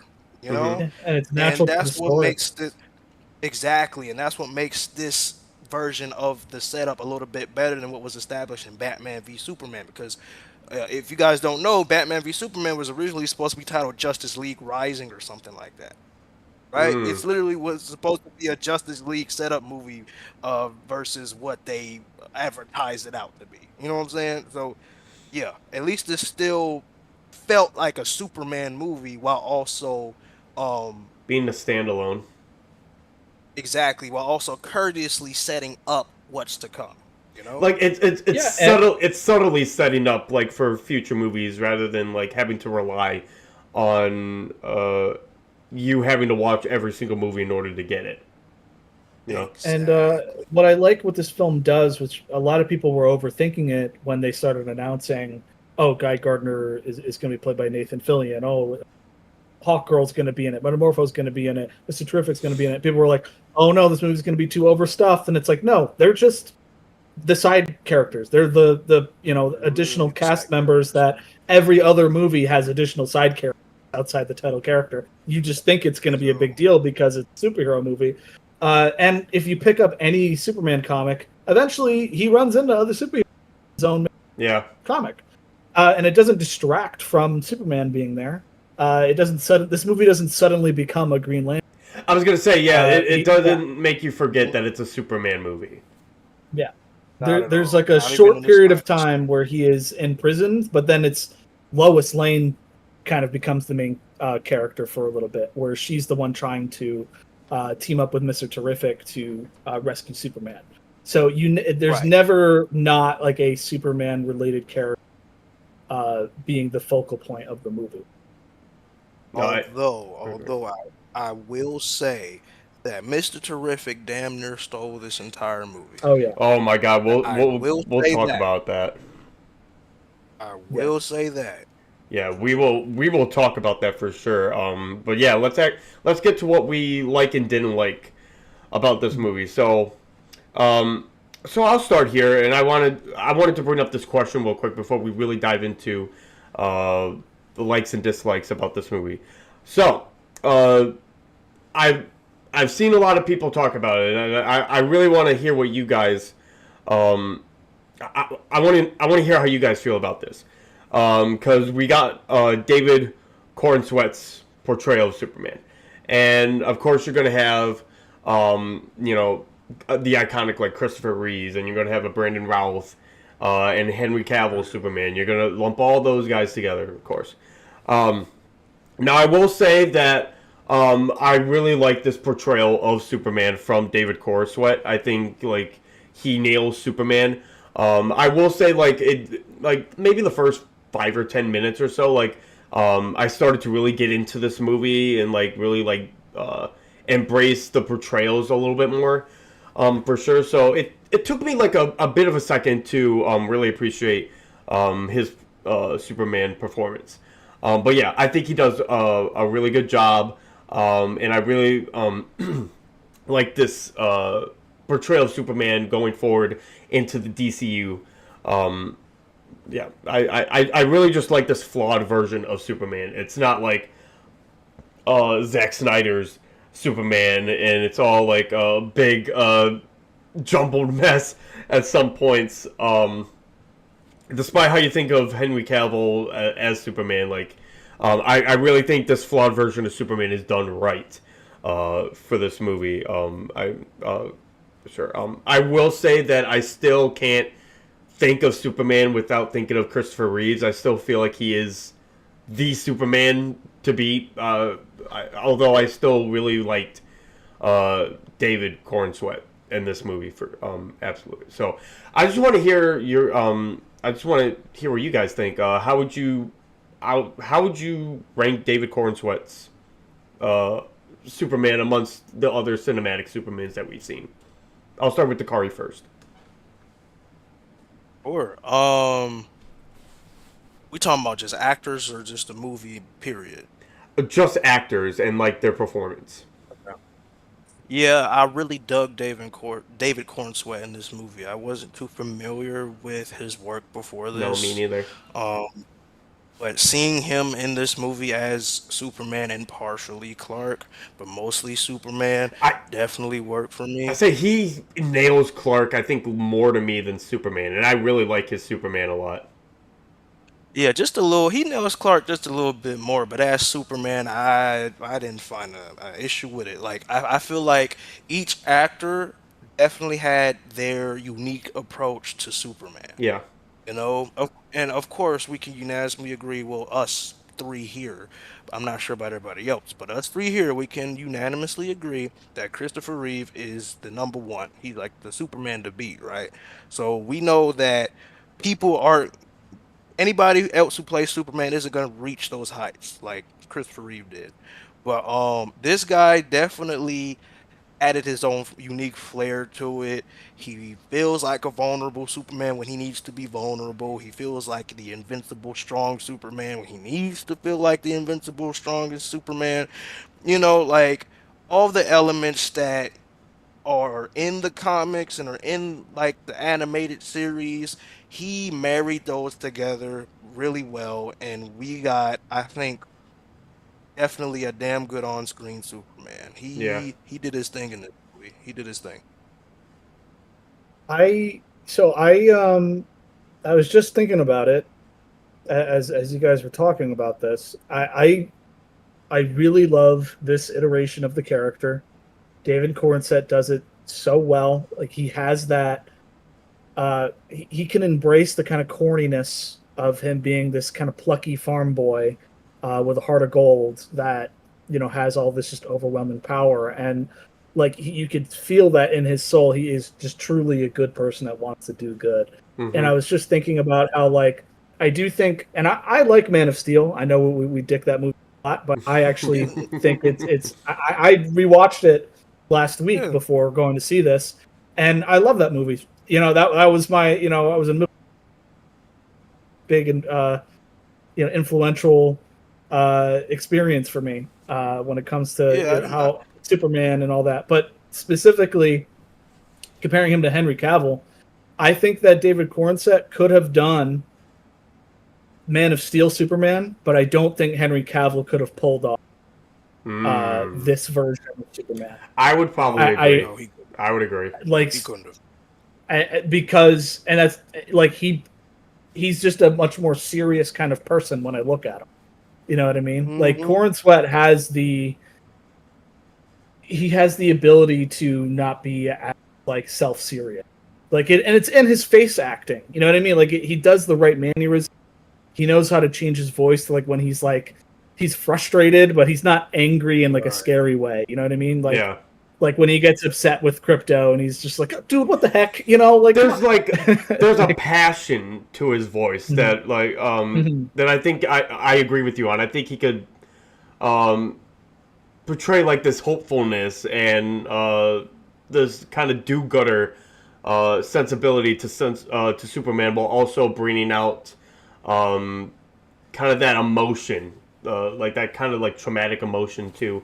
With it, that I don't think Henry Cavill could really pull off. Henry Cavill was made specifically for that Zack Snyder universe, but I mean, he still does. He still does good enough job. Yeah, he still does good enough job with the material. Yeah. But yeah, I think David could portray both in both kind of versions. No ifs, ands, or buts about it. And you know what? I'll have to say. And I just rewatched the Christopher Reeves. Well, I rewatched Superman 2.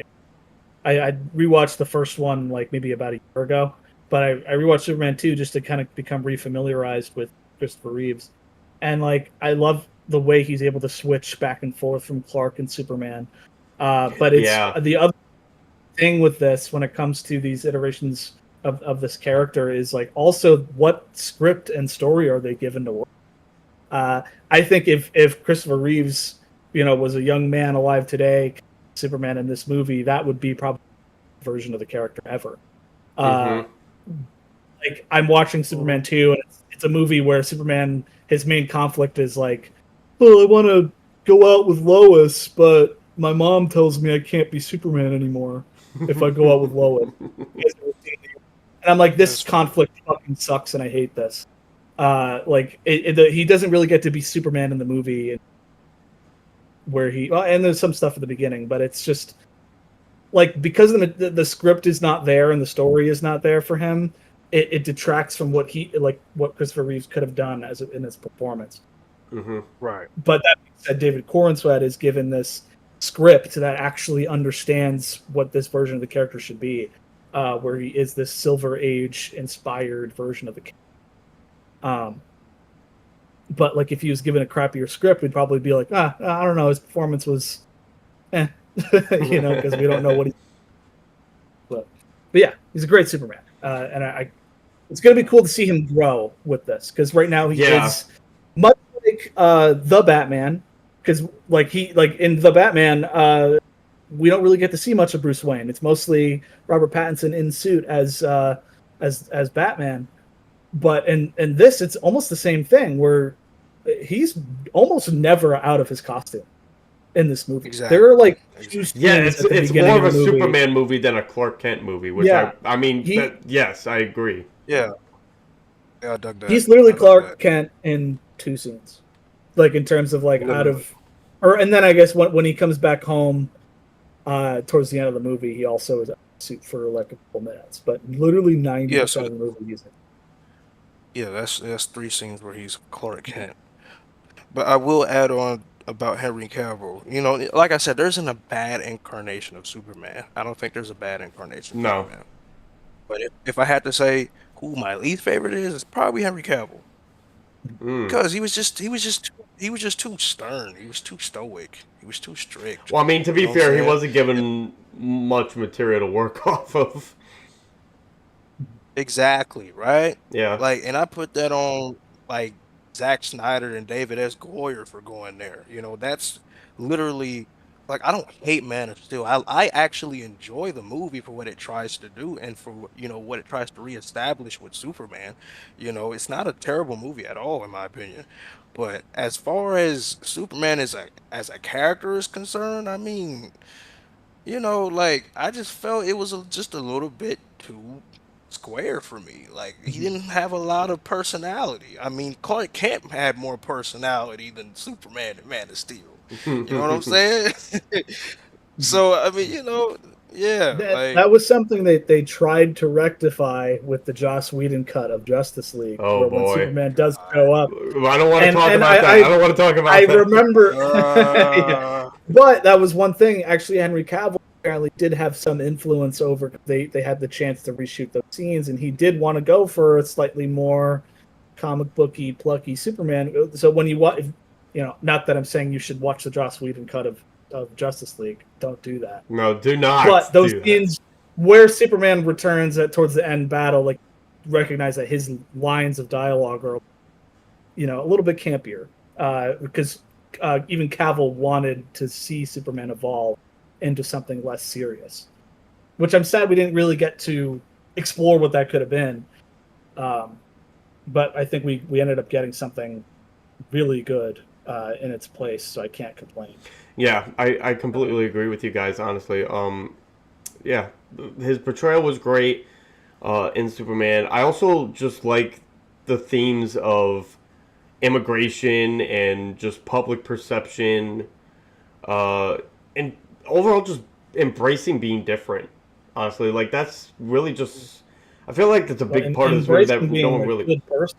Yeah, like honestly, like you're just a good person and you try to do what's right. Like I just love the message behind this film of just accepting who you are and others who don't like you can go fuck themselves. Honestly, like And the line that I think is the best line in the movie, I'm sure you guys might agree, is when Lois is like, you think that everyone and everything is beautiful, and Superman goes, yeah, well, maybe that's the real punk rock, because we do live in a time right now with all this cynicism, I say the timing of this movie could Yeah. not have been better. and Exactly. that's and that's like James Gunn knew what notes to hit for a Mhm. Superman movie coming out today. And like, because Man of Steel came out during that time where everything about trying to make it dark, gritty, and thick, and Yep. deconstructing the character, and what would this be like if it was real? And now we've just had too much reality that we want something that's the opposite of reality, and we need that We need person to more come fantasy in our in to lives. remind us. We need somebody to come in and to remind us of like what is an actual good moral compass, and like Yes. we have all of this gaslighting going on where it's like, actually, if you're against this genocide, actually you're evil, and it's like, what? Where are we now? Where we have this like 1984 double speak and just like mental gymnastics going on, and Superman comes in and says, no, killing people is bad. People should not be getting murdered, and it's just so People are refreshing. going to die. That line, like, yeah, it he represents the frustration that I think a lot of people have right now. It's just we're living in a country that's like falling apart ethically, and all other kinds of ways, and we just want to Exactly. we need a Superman to come in, but we are Superman. We are we are the ones that need It's like we're all that. Superman we in our own we right. it's our Honestly, responsibility because we don't have an alien that's going to come and save us, no. but we're the ones that got to come down. We got to do what we can to try to make this place better. We have Hmm. to embody that hope. We you gotta know we gotta fly down and swoop up whatever we can. Mhm. So in order to make the world a better place, you know what I'm Yeah, saying? Right. exactly, and And that's that's the fact. And of the course, perfect Superman for and this of one. course, with this portrayal of Superman, you gotta have a good villain to counteract it. And man, do I love this Lex Luthor in this movie. My And my man. Okay, This for all you Chappelle Show lovers. My man Lex Luthor was player hater of the year in this movie. This dude was hating Superman with every fiber of his being. This man was doing anything just to prove Superman's guilty, like in any way. Like It's like it's like he was traumatized by his whole existence. dude, like literally Lex Luthor, he eats, sleeps, and breathes like destroying Superman and his legacy. Like this dude does not give a fuck in this whole movie. There's this kind of gimmick that they do throughout the movie, and at first I was like overthinking it, and I was like, oh, this is kind of stupid. Like the whole thing where he has all these kind of preset fight moves for Ultraman, and then Lex Luthor will watch the fight as it's going on, and he'll be like, okay, you do number 2W, and then it's like he'll do like a roundhouse kick. I do think like logically it's like how is Lex Luthor keeping up with a Superman moving at super speeds, watching him on I say responding. I sort of kind of got that. It doesn't make a lot of sense, but then when I realized the point of it, and it was for us to get that moment where he's going 1A, 1A, 1A, 1A, where it's exactly. And now I'm like, all right, I don't care that the rest of it doesn't really make a whole lot of sense, because this moment, character-wise, it's what he's doing is Lex Luthor is trying to weaponize everything around him to be an extension of himself. When he's saying 1A, and like going after it's in his mind, he's the one punching Superman in the face, right? Not Ultraman. Right. Which I think will lead to a cool character arc. I think in the next movie, he should finally get his own battle suit, where he's just going to cut all of the fat between him and Superman, and he's just going to be the one physically trying to kill him. Especially now that he's been arrested, he's not going to have all the resources he may have had, or he's going to have his goons helping him. He's going to have a Thanos moment where he's just going to say, "Fuck it, I'll just do it myself." Exactly. It's like in an animated series. Yes. Yeah. Yeah. And there's so many comics where he's because we haven't seen Lex Luthor in a power suit in any of the films. Even that's like a standard thing. He's always in that. I say because I remember playing the Lego games, the DC Lego games, and he was always in that suit. So that's what I would always remember him by. Also, yeah, did a lot of the animated movies too. He was in those suits as well. Yeah, this Lex Luthor was hater number one. This man is going to stop at nothing to make sure Superman is done for.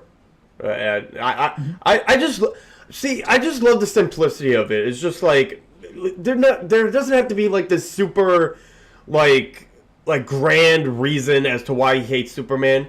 Bro just doesn't like this guy at all.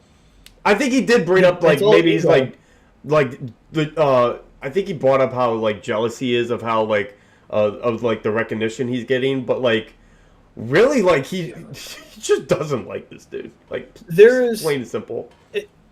It's implied it's the exact same motivations he had, where Superman is just a guy who showed up on Earth one day and is just a god. Yeah. And Lex Luthor cannot see past that because he worked his whole life with his intellect, putting together this, his evil corporation and all this technology and all this influence and power, that money he's accumulated, only for Superman to just show up just naturally being super powerful. But Superman has all the character that he doesn't. He's a swarmy piece of shit, so nobody really likes him, while Superman is just a good person. So everybody loves him, and that's the dynamic between Lex Luthor and Superman, and that's why he hates him so much. I mean, he literally is crying at the end of the movie, like when Superman like completely destroys his plan and exposes him for what he really is. This is just the most comic book accurate Lex Luthor that we've ever seen on screen in terms of his motivations and how evil and horrible he is. He's not he's not. They cannot do a character arc where he's redeemed. Like this is just like a Oh, purely no. evil Lex Luthor. No, I want this version of Lex Luthor to continue. Yeah, No, there's he nothing can't you be can redeemed do at with that. all. And it's good to just have a simple villain, because I am kind of tired of the trope of like, hey, this villain has a good point actually, and it's like they're representing some kind of like, you know, working class view. Like, hey, the billionaires are evil, so we'll kill all the billionaires, and then all of a sudden, last minute, he's like, and then let's kill a whole bunch of innocent people too. And it's like that's like the plot of like 10 different superhero movies to it. And it's like, all right, I'm kind of tired of these like when the villain has a point type things. Let's just have a villain that is based on real life people where they don't have a point in. They're just pieces of shit that want to control everything and have like they have the largest egos on Earth, and we have to suffer with that. And this movie perfectly encapsulates all of that. For sure. Yeah. Facts. I love this Lex so much. Also, James Gunn always does a good job with making us invested in characters that at first we don't really seem to care about. I mean, he did this a bunch in the Guardians movies, and even in the last Suicide Squad movie. Just a bunch of like ragtag group of characters that we just find like charming by the end, or we just love by the end of it. I mean, no better example is Mr. Terrific in this movie. Like, Mr.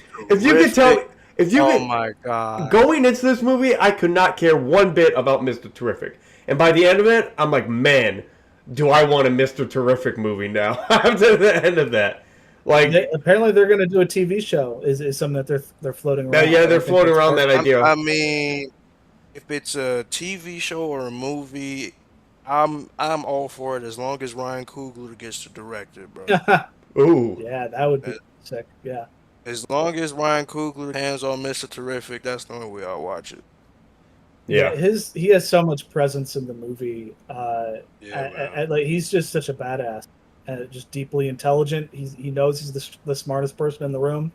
He has one of the best lines in the movie where he's just like, you know, that Lex Luthor, you know, lackey that's like all, you know, he's so in deep, totally in on Lex Luthor's plan until it's about to kill everyone. And so he thinks he's like this good guy being like, oh, I'll help you shut off the pocket universe thing. And Mr. Terrific's just like, get the fuck out of here. Like, I'm the goddamn Mr. I'm the goddamn Mr. Terrific.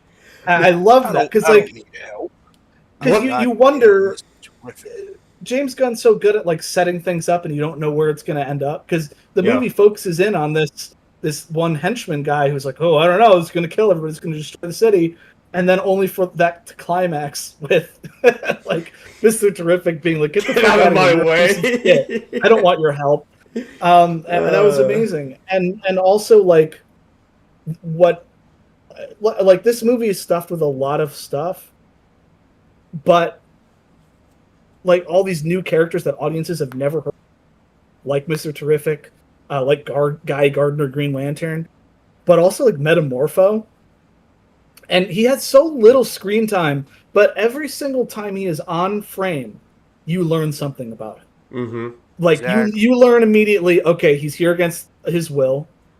You learn that he does not want to like hurt Superman. He's only like he's clearly like conflicted about like with the creating the kryptonite to try to kill Superman or try to weaken him.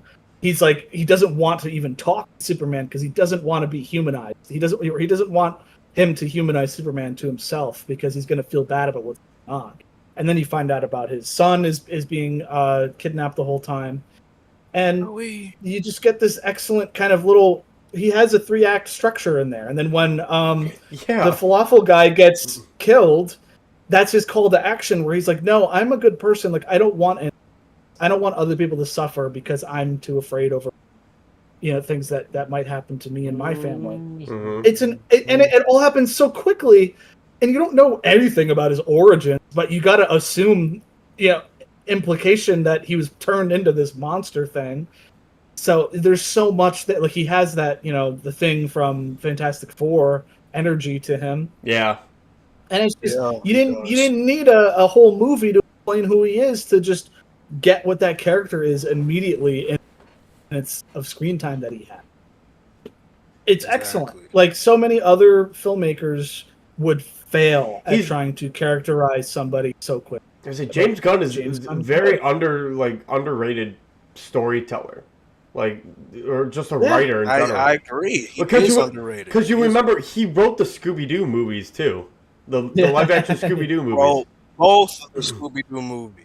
Both of them Both of shit. them, and of course he did the Guardians movies and the Suicide Squad movies. So like,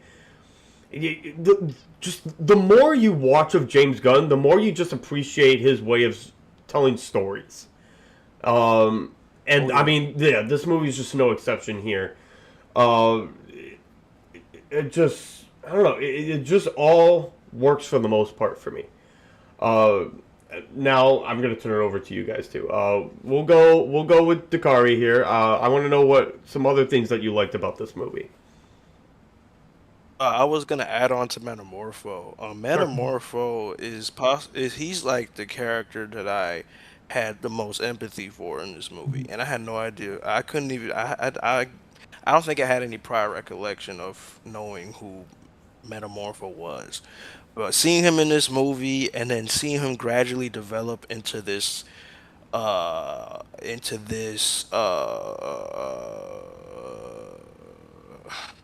do I say it? Into this worthy ally of a Mhm. character Yeah. really Yeah. just took me aback a little bit. He's such an awesome character. And the whole scene when were he was like they were trying to escape, and Metamorpho, he wanted his baby back, his baby Joey, because his baby was being held captive in another cage. So once Superman healed from the kryptonite, of course, he kills the man, and then he gets the baby, and he gives the baby back to Metamorpho. It's like, wait, I can't hold him when I'm shifting, while I'm changing forms, and I'm like, oh shit, what the hell y'all gonna do now?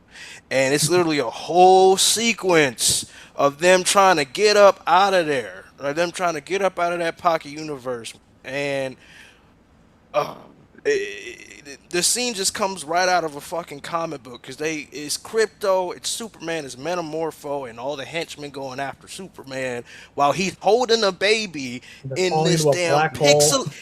pixelated, colorful, acid-filled pond, right? That is leading to a fucking black hole. I swear to God, that entire sequence, straight out of a comic book, straight out of a comic book, man. I love that scene. I loved it so much. And of course, when they get back, realize it's Mr. Terrific, and then booyah, things are cool now. But it's just little things like that that really make me appreciate this movie, because this movie actually went for the comic accurate aesthetic. You know what I'm saying? This movie felt like the animated series. This movie felt like Saturday morning cartoon. This movie felt like something out of the Silver Age, Man of Steel comics. You know what I'm saying? Like, this movie's special in that regard. It's a reboot in the um revitalization. Like, remember how cool and corny Superman was? Yeah, this is it. You know what I'm saying? Like, James Gunn has brought that back, and I missed that as much. I missed it so much. Another movie that made me feel this way was the first Aquaman from Oh 2008. yeah. Whoa. Yeah. Like, I wasn't familiar with Aquaman prior, but watching the movie in IMAX when it came out, I felt like I was watching fucking He-Man and Thundercats. You know what I'm saying?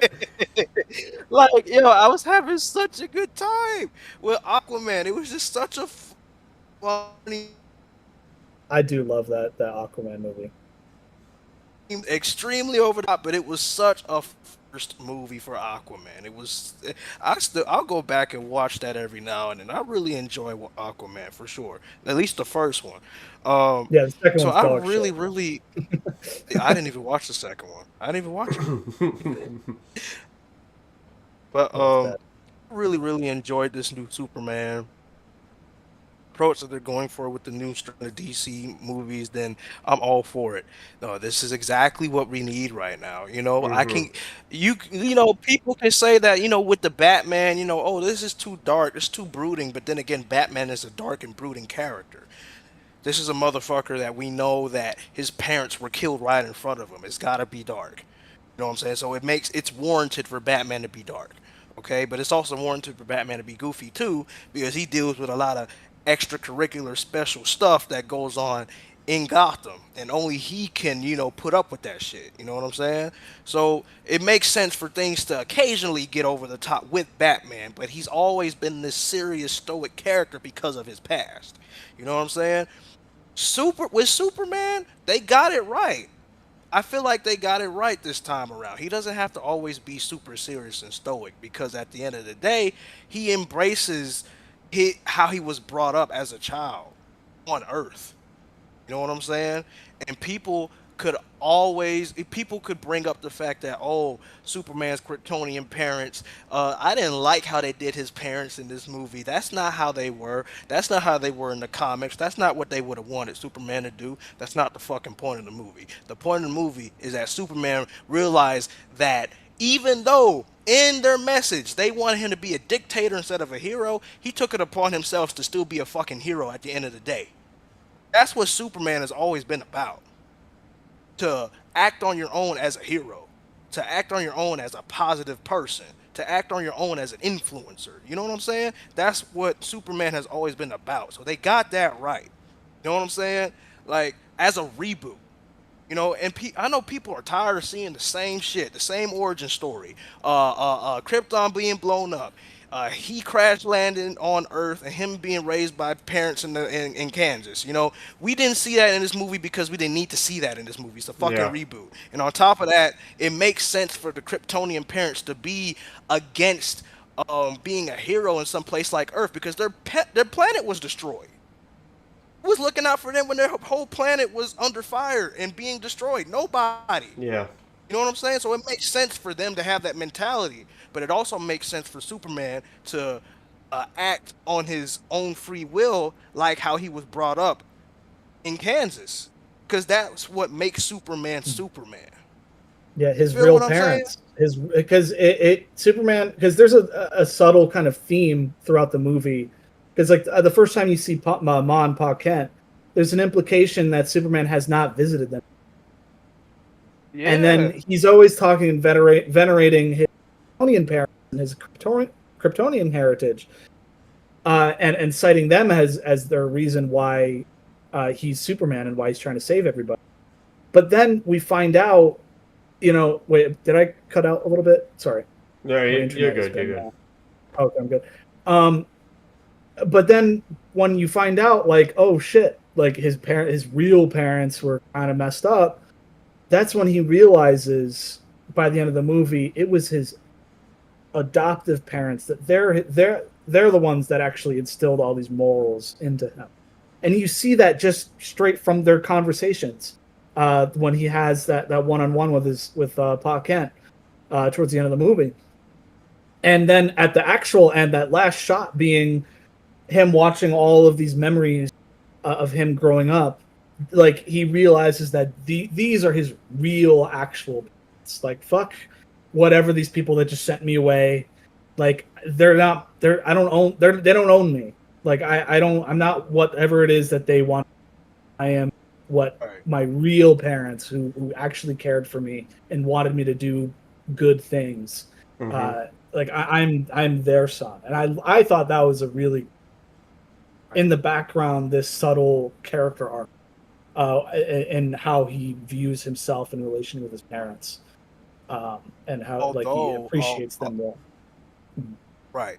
Although I do like to think occasionally that maybe Lex Luthor kind of fabricated the message a little See, bit. that's what I thought I at do first. like to think that, though. I sometimes a part of me likes to think that, but then again, I'm okay with the arc regardless. You know, Yeah, I think there was a scene that was cut, maybe, and maybe, you know, that was something probably. that was deliberated on with, because even when they're talking about, oh no, dude, trust me, like all these experts went over the video. That feels kind of like a 80 yard kind of like almost like a reshoot being put in there. Sure. Like when they talk about that, like it's like, okay, how the hell does Mr. Terrific know instantly that it's been approved? He's like, oh, I know these guys that go over this stuff. I'm like, that's like a weird line. So I almost feel like that was some kind of thing like in the editing room.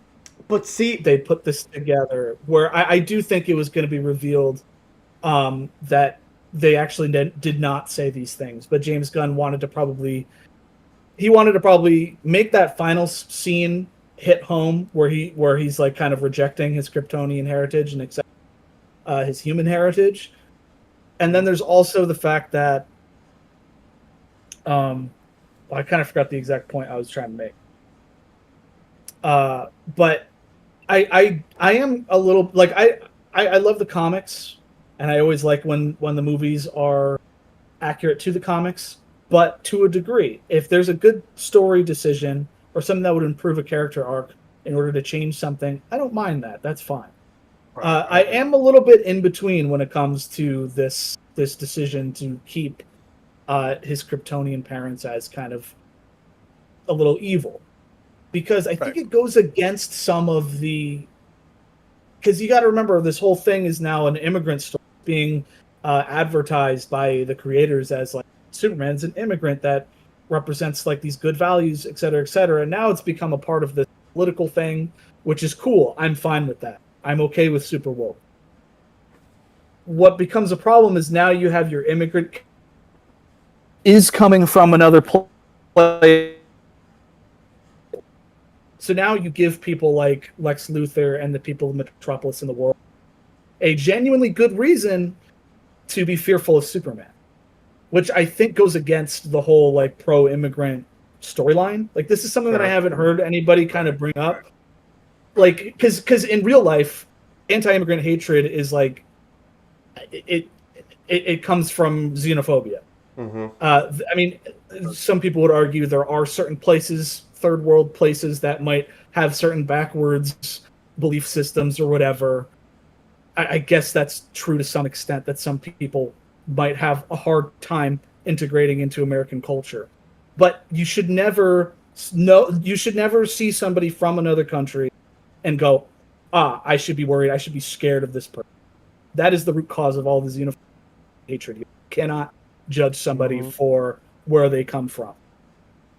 And I mean, maybe I am kind of working towards this point that maybe that is what James Gunn's trying to say, that even if it is true that this place where this person's coming from does kind of suck, you should not judge them. So maybe I just worked it out in my you should not judge them by something that. Even because I think that it was going to originally, just by the way the movie plays out, it was probably going to be revealed that Lex Luthor had manipulated that footage, which would have exonerated them and made them this kind of perfect example still. But yeah, like I said, I guess it was an issue I had, but I could see the argument that maybe that's the point that they're trying to drive home. But anyways, there are a couple of problems I do have genuinely with the. I was talking to Brandon earlier before we started, and I had this kind of issue. I'm glad I saw the movie twice, because the first time I watched it, I was worried by just how much stuff is going on and how much it embraces like the silliest aspects of the, like the whole scene in the Pocket Universe where they're trying to escape in the river with the baby and all this stuff. I felt nervous because I went Thursday at 5:00. That's like probably the earliest showing of the movie. And I'm like, I don't know how general audiences are going to this. Imagine being a Warner Brothers executive. You're used to a certain type of superhero movie. Your last biggest hit was The Batman, which is this super grounded thing. And now you're watching this movie, which goes completely in the opposite direction. I'd be sweating. I'd be like, uh-oh, people are going to be like, this is too much. And I felt that while watching it, because I was so nervous for the start of this new universe. I wanted this to be a big hit that everybody's going to agree is a good movie. So I was kind of stuck in that kind of mood for a lot of it. But watching it a second time and going in, I was able to just appreciate the movie for what it is. But even then, I know we kind of mentioned it earlier. I don't know how much I love the movie starting in media res, where it's like I think it would have helped the movie substantially if it was like 10 minutes longer. The movie's only like what, 2 hours, 9 minutes or something. Let's say it's If a the little movie over was, 2 hours.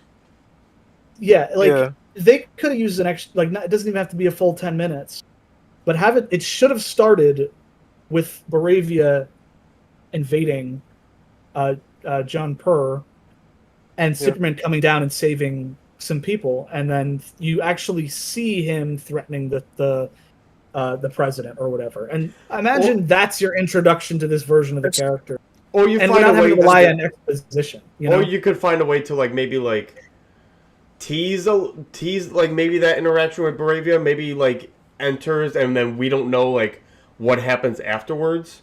Maybe like I don't know. Maybe like you could have some, Right, like, I see what you mean. footage in the background or something. News clips. Like surveillance footage or something like that, or yeah, just even like Superman just touching down on a Baravia, maybe like says a couple things to them, and then we don't know anything else other than that, and then it gets revealed throughout the rest of the movie what happens. I don't know, maybe something. I like just that.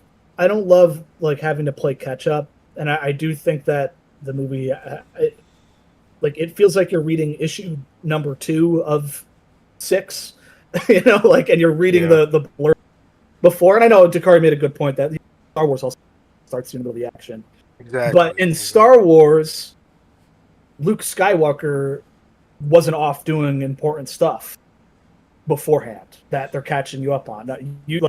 When you are introduced to Luke, your main character, that's where his story begins. While here, it's like Superman's doing some pretty important things that influence the entire film, that encapsulates the themes. I don't like the whole telling, not showing aspect of it, where it's just I have to pick up through people talking about it. When that's like a good way to start your movie. That's a great. I think it was a missed opportunity, a war breaking out. But then I guess maybe some people would have said that it's too similar to the opening of Batman to Superman, because that starts in a similar way where there's like it does, yeah, conflict going on in the Middle East, and Superman comes down. So it's complicated having to try to retread some ground in a way that it doesn't look like you're just trying to copy or doing something. So it's a difficult position for James Gunn. I can understand I agree. I can understand your points. I don't know. I didn't have too much of a problem with it because like I didn't really want much of like an origin story to Superman. I wanted to like I don't want to. Yeah, I wanted to get like right in. 3 years seems like long enough where like he's established himself, but he's still like kind of learning on the job in a way. So like he's still like young and as being a superhero in Metropolis. So I didn't mind the subtext so much, or the media res so much.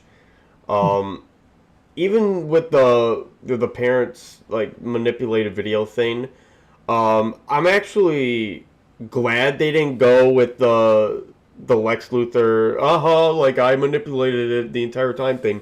I don't know, because I just feel like it's been done so much a lot in movies anyway, or at least a lot of the movies that I've seen, where it was just kind of a nice refresher of just seeing like this is like the actual video, and like Superman now has to like deal with the consequences of that. I mean, but I can agree to what you're saying, Will, about like maybe like having like the immigrant family like being like not evil, but like saying like the wrong kind of message to Superman. It's tricky. It is kind of tricky, but I do kind of swing the way of like maybe James Gunn was going for that direction of saying like, hey, like just because of your upbringing doesn't mean you have to like live like that. I get I understand that to that extent, and I can understand your points to that in some way as well. As far as any of my negatives, it's not really anything like major, anything that like would influence my score in any way. I did feel like at certain points, like the story could get a little bit convoluted, or just a little bit too much. Um, Even with the side characters, I know like yeah, they're meant to be side characters. They're not meant to be like this is Superman's movie, not like the Justice Game movie. Whatever. But I don't know. It just felt like sometimes like it was just it felt like too much on the screen at points.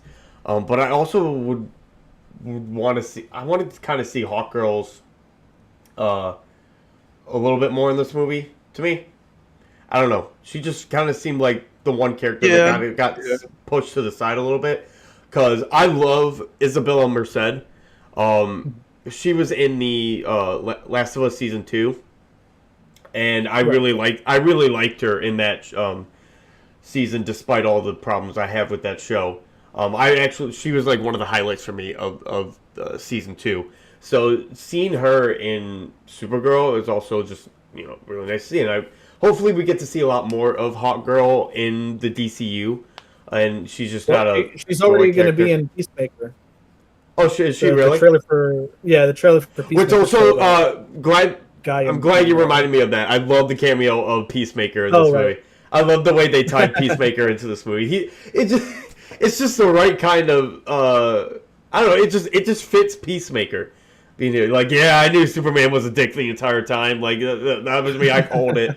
I love that little cameo from John Cena. It was great. But yeah, I mean, really, other than that, I don't really have that many other complaints. I thought it was a good movie. Maybe after like a second viewing, maybe I can appreciate it more. But first time viewing, I think it's a really nice direction to the DCU. It makes me really excited for what happens in Supergirl. Let me just say, I really want that. Seeing Supergirl in this movie made me want to get like I want to go party with Supergirl. Like, you know what I mean? Like I want to go on some red planets with Supergirl, right? Like I want to. She seemed like I don't know. She seemed like my type. My type. Yeah. Sometimes it could get too much for me, but that's really the extent to my negatives from this movie. Dakari, did you have anything that you didn't like from this? Yeah, I will say that there's definitely some moments where the humor kind of felt inappropriate. Sure. Much humor. You know what I'm saying? There's a bit too much humor at times in this movie, even though I did laugh my ass off. I definitely my ass off. There's some laughing in this scene. I don't fucking know. Shit.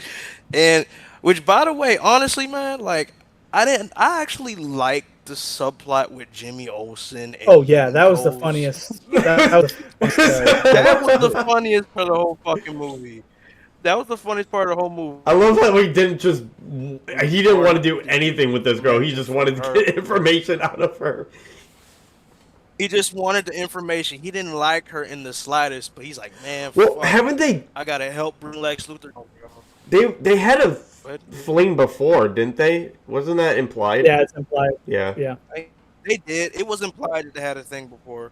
But this girl is, I think, Lex Luthor's current girlfriend or something, and that's, I don't know how they know each other, but they know each other. So, when Jimmy asks her to send information to bring Lex Luthor down, she sends him what appears to be selfies. that was great. As a matter of fact, they're not selfies. If you look where she's taking pictures, it was actual evidence.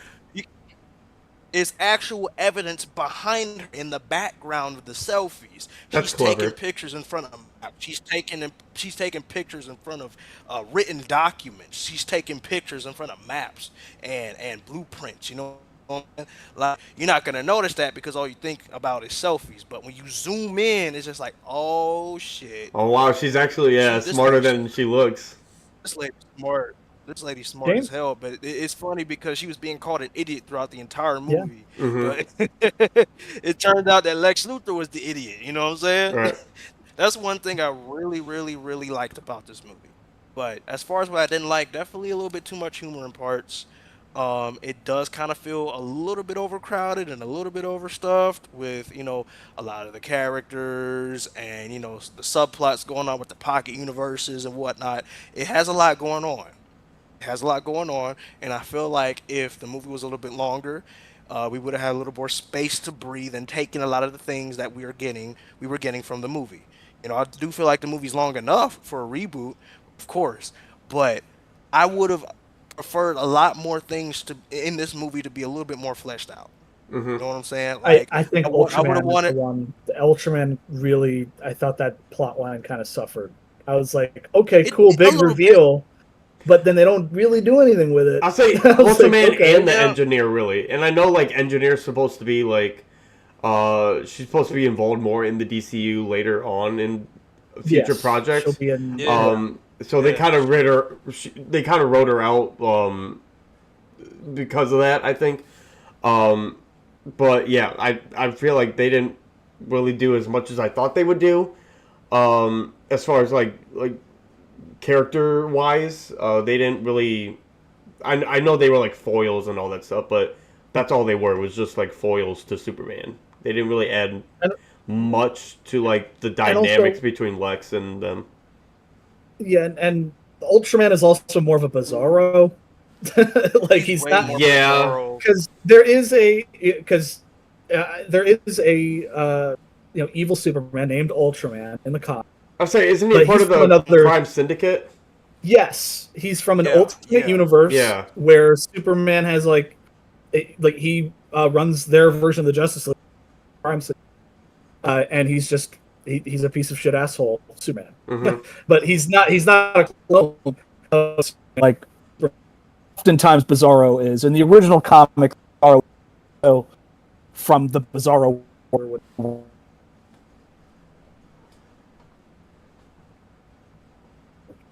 Uh, and that's Oh, what your mic cut it's out. just weird. Your mic cut out for Oh, a I'm second. sorry. Can you repeat that again? Yeah, so like in recent comics, Bizarro has been like associated with cloned Superman. Hmm. So they could have even, if they really wanted to keep setting things up for future movies, this could have been Superboy. Because that's Could Superboy's have been. also It he's could a have been. clone.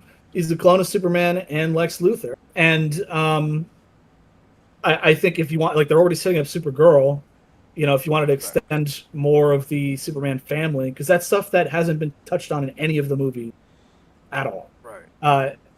And he's a great character. I love Superboy. So like if he ripped off the mask, and you might not want to have David Cornsweet also playing Superboy, and because he's a mixture of also Lex Luthor's DNA, you could get away with it. But it would just add to something, and then for Superman to then save him, which is my other kind of problem with the movie, is they spend so much time with Superman saving everything. And he wants to save the kaiju at the beginning of the movie. Only for he finds out this poor science experiment that's basically his dumb brother. He's a clone of him. He should have the most empathy for Ultraman, but in the final fight, he hits him and lets him fall into the black hole. And I doubt he's dead. He fell into a black hole, and he's a Superman clone. He's probably okay. Yeah. But Superman doesn't know that. And it's to me, I think it is kind of hypocritical that a lot of people that really hate Superman killing General Zod at the end of Man of Steel are going to write this one off because they like this movie more. But this Right. movie does a more of a job establishing having a no-kill rule, only for them to kind of Right. like forget about that at the way end. So that's my other big problem with the movie. That I makes don't know. sense. You should have at least That tried to definitely save Ultraman. Sure. And Right. Yeah. I'll definitely. I can understand that for sure. And what else was I gonna say? I was gonna say, yeah, what the fuck? I mean, I didn't know Ultraman was a real character in the Superman universe until I did yeah, my research and looked it up. So, I mean, okay, I thought James Gunn was like, oh, let's just call him Ultraman just because. I'm like, dude, that's a the thing, right? The whole other, Ultraman is the a thing, Japanese right? Ultraman, yeah. Exactly, but no, it's a thing. It's an actual thing in the comics. So I'm like, okay, cool. I'll let it slide. I'll let it slide. I'll let it slide. But yeah. Honestly, that's really my biggest issue with the movie is that I feel like a lot of the subplots in this movie needed a little bit more breathing room for the audience to take it in a little bit more, especially when it came to the Pocky universes and everything. Yeah. You know, shit like that. It feels a little bit too compact in places. The movie's 130 minutes, but I feel like a cool 145 would have been serviceable. Yeah, Yeah. yeah, You know what I'm saying? That's fair. absolutely. But yeah, I mean, other than that, man, I really, really enjoyed this movie. I had a good time with it. I'll happily see it again in IMAX if I want to, whenever I get the chance or the funds. I'll Yeah. definitely go and watch this in theaters again because I had a good time for sure.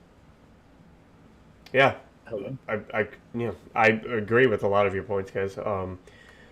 Well, if that's all we have to really say about Superman, let's get right into our reviews and ratings for this movie. I'm gonna go with a high best spin, 4 out of 5 for this movie. It's a really good start to the DCU. I love almost everything. I love the story. I love the pacing for the most part is good. Um, it's just it's a fun superhero movie that also deals with heavy topics. And it's a nice balance between the two that I really like so much. And like Dakari said, I wouldn't mind seeing this again in theaters. I definitely wouldn't mind seeing this when it comes out for digital release. Um, yeah, I this movie really makes me excited for what James Gunn is going to do with the DCU. And maybe because of this, we see maybe more creativity on Marvel's side of the MCU. Yeah, Maybe that's they'll the maybe best help part of step it. up their creative juices a little bit. So we'll see. We'll see if that happens. We got Fantastic Four coming out in about a week or two. I'm So so excited. I'm so excited for so that. it's definitely going to be a good month for superhero movies.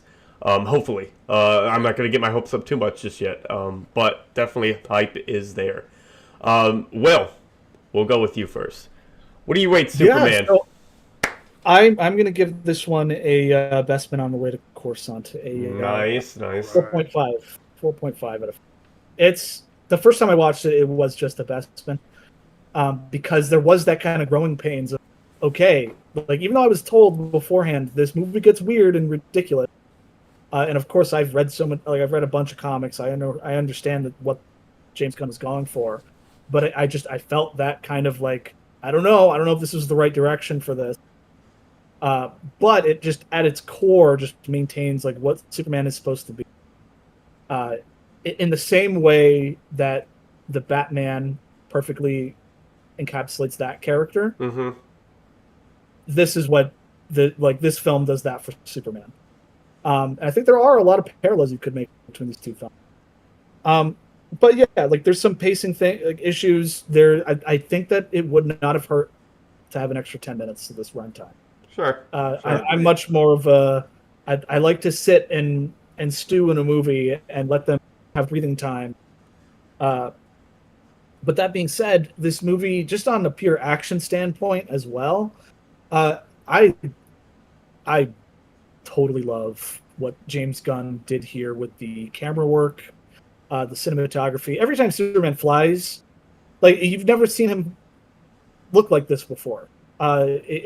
James Gunn went out of his way to create his own unique visual stamp to these kind of high-powered super fight scenes. I will, to this day, I still love the final fight with Superman and General Zod in Man of Steel. That was what I always wanted to see growing up with Dragon Ball Z. Like that it captured the speed, the ferocity, and the power of these characters. And James Gunn goes in a slightly different route.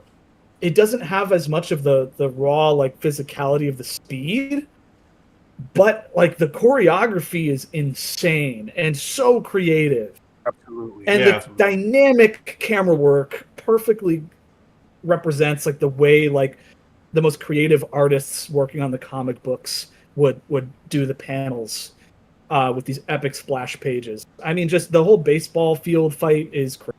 I love it. We all like because it happens so quickly, like that one scene where Ultraman like kicks Superman in the nuts and sends him flying. You know, like that. It's just I've never seen that before. Superhero movie. But it's played. It's not. It's like kind of a joke, but not really. It's like played as like, oh no, they don't intend on it being a joke. It's like it kind of is, but it's subtle. It's not like in your face about it. Yeah, they didn't do a slow motion on it or anything. Like it's just a movie he does, and it's like if you're paying attention, it's wow, swiftly. Yeah, they do it very swiftly. Yeah. And it's just like James Gunn is he's a master at setup and payoff. There are 100 things that get set up in the opening 10 minutes of the and every single one of them pays off. Like we were talking before with Eve Teschmaster or Teschmacher, however you pronounce her name. She's taking selfies the whole movie, and you're thinking, oh, this is just James Gunn like critiquing, like influencers, influencers or whatever in the modern. But then at the end, it pays off with like, oh no, she's actually instrumental in taking down Luthor because she was purposefully doing that. Incredible stuff. There's so many things to even I can't even list them with setup in this movie. It's just this was something that I always wanted to see was a Superman that exists in the DC universe. I didn't want another solo Superman where he's just by himself the whole time. We've gotten that like 5 times already. So I'm glad we can have him, rub shoulder to shoulder with Guy Gardner Green Lantern. Anybody can show up. That like this feels like a good lived-in universe that is just ripe with so much potential to explore. They could jump into any time period. They established that superheroes have been a thing for 300 years, basically. They in did. This universe. And obviously, metahumans have been around for like centuries. And if you want to count like Atlanteans and metahumans, if you could go, and you could this take place at any time period. And like the Justice Society is implied to have been a thing around, But yeah, it's the Superman movie that I've always wanted to see. After we already got kind of the gritty deconstruction from Man of Steel. So yeah, I really love this movie, and I'm going to campaign for Robert Pattinson to be the Batman because I desperately want to see David Corenswet's Superman with Robert Pattinson's Batman. It'd be a nice dynamic between those. So well. That would be so fun. That would be so fun. Well, I guess it's my turn. It is your turn, Dakari. Okay, cool. So I'm gonna get a little worldly here. So I made a post on Threads right after I seen the movie, and I said just got out of a late night showing of James Gunn's Superman. Not exactly perfect, but it's exactly what we need right now. Very reminiscent of the comics/cartoons, and no spoilers. A surprisingly insightful take on Superman as a character. And yes, it was indeed woke, or should I say, super woke, right? So, people are up at arms most of the time in the comments talking about, oh, it wasn't that woke at all. It wasn't woke at all. It wasn't good at all. Blah, blah, blah, blah, blah. What was woke about it? And I'm just like, dude, I'm not... Listen, people ask me what was woke about it. If you ask me what was woke about it, watch it again. I'm not going to spoon feed you shit. Yeah. Some media literacy. Watch it again, right? So there's this recent comment under this post that I just saw, and I had to block this motherfucker. He, she, or they, them, whatever. These motherfuckers talking about. This person commented under my post said, "Believe anything this uneducated Democratic moron says." There's nothing woke in that movie. I didn't know if he meant because it says there's nothing wrong in that movie, but. Yeah. I meant to say there's nothing. I think he meant to say there's nothing woke in that movie. He's like, I watched the whole movie, did not see anything woke in it. He's just another wannabe gangster piece of trash trying to get attention. Jesus Christ. Okay. He's literally a monkey, man. He's the monkey. Fucking bullshit. I would just. Oh my god! I forgot about the monkeys. I almost forgot about the monkeys. I was just gonna get to that. I was just gonna Oh get to that, man, how did I forget? dude.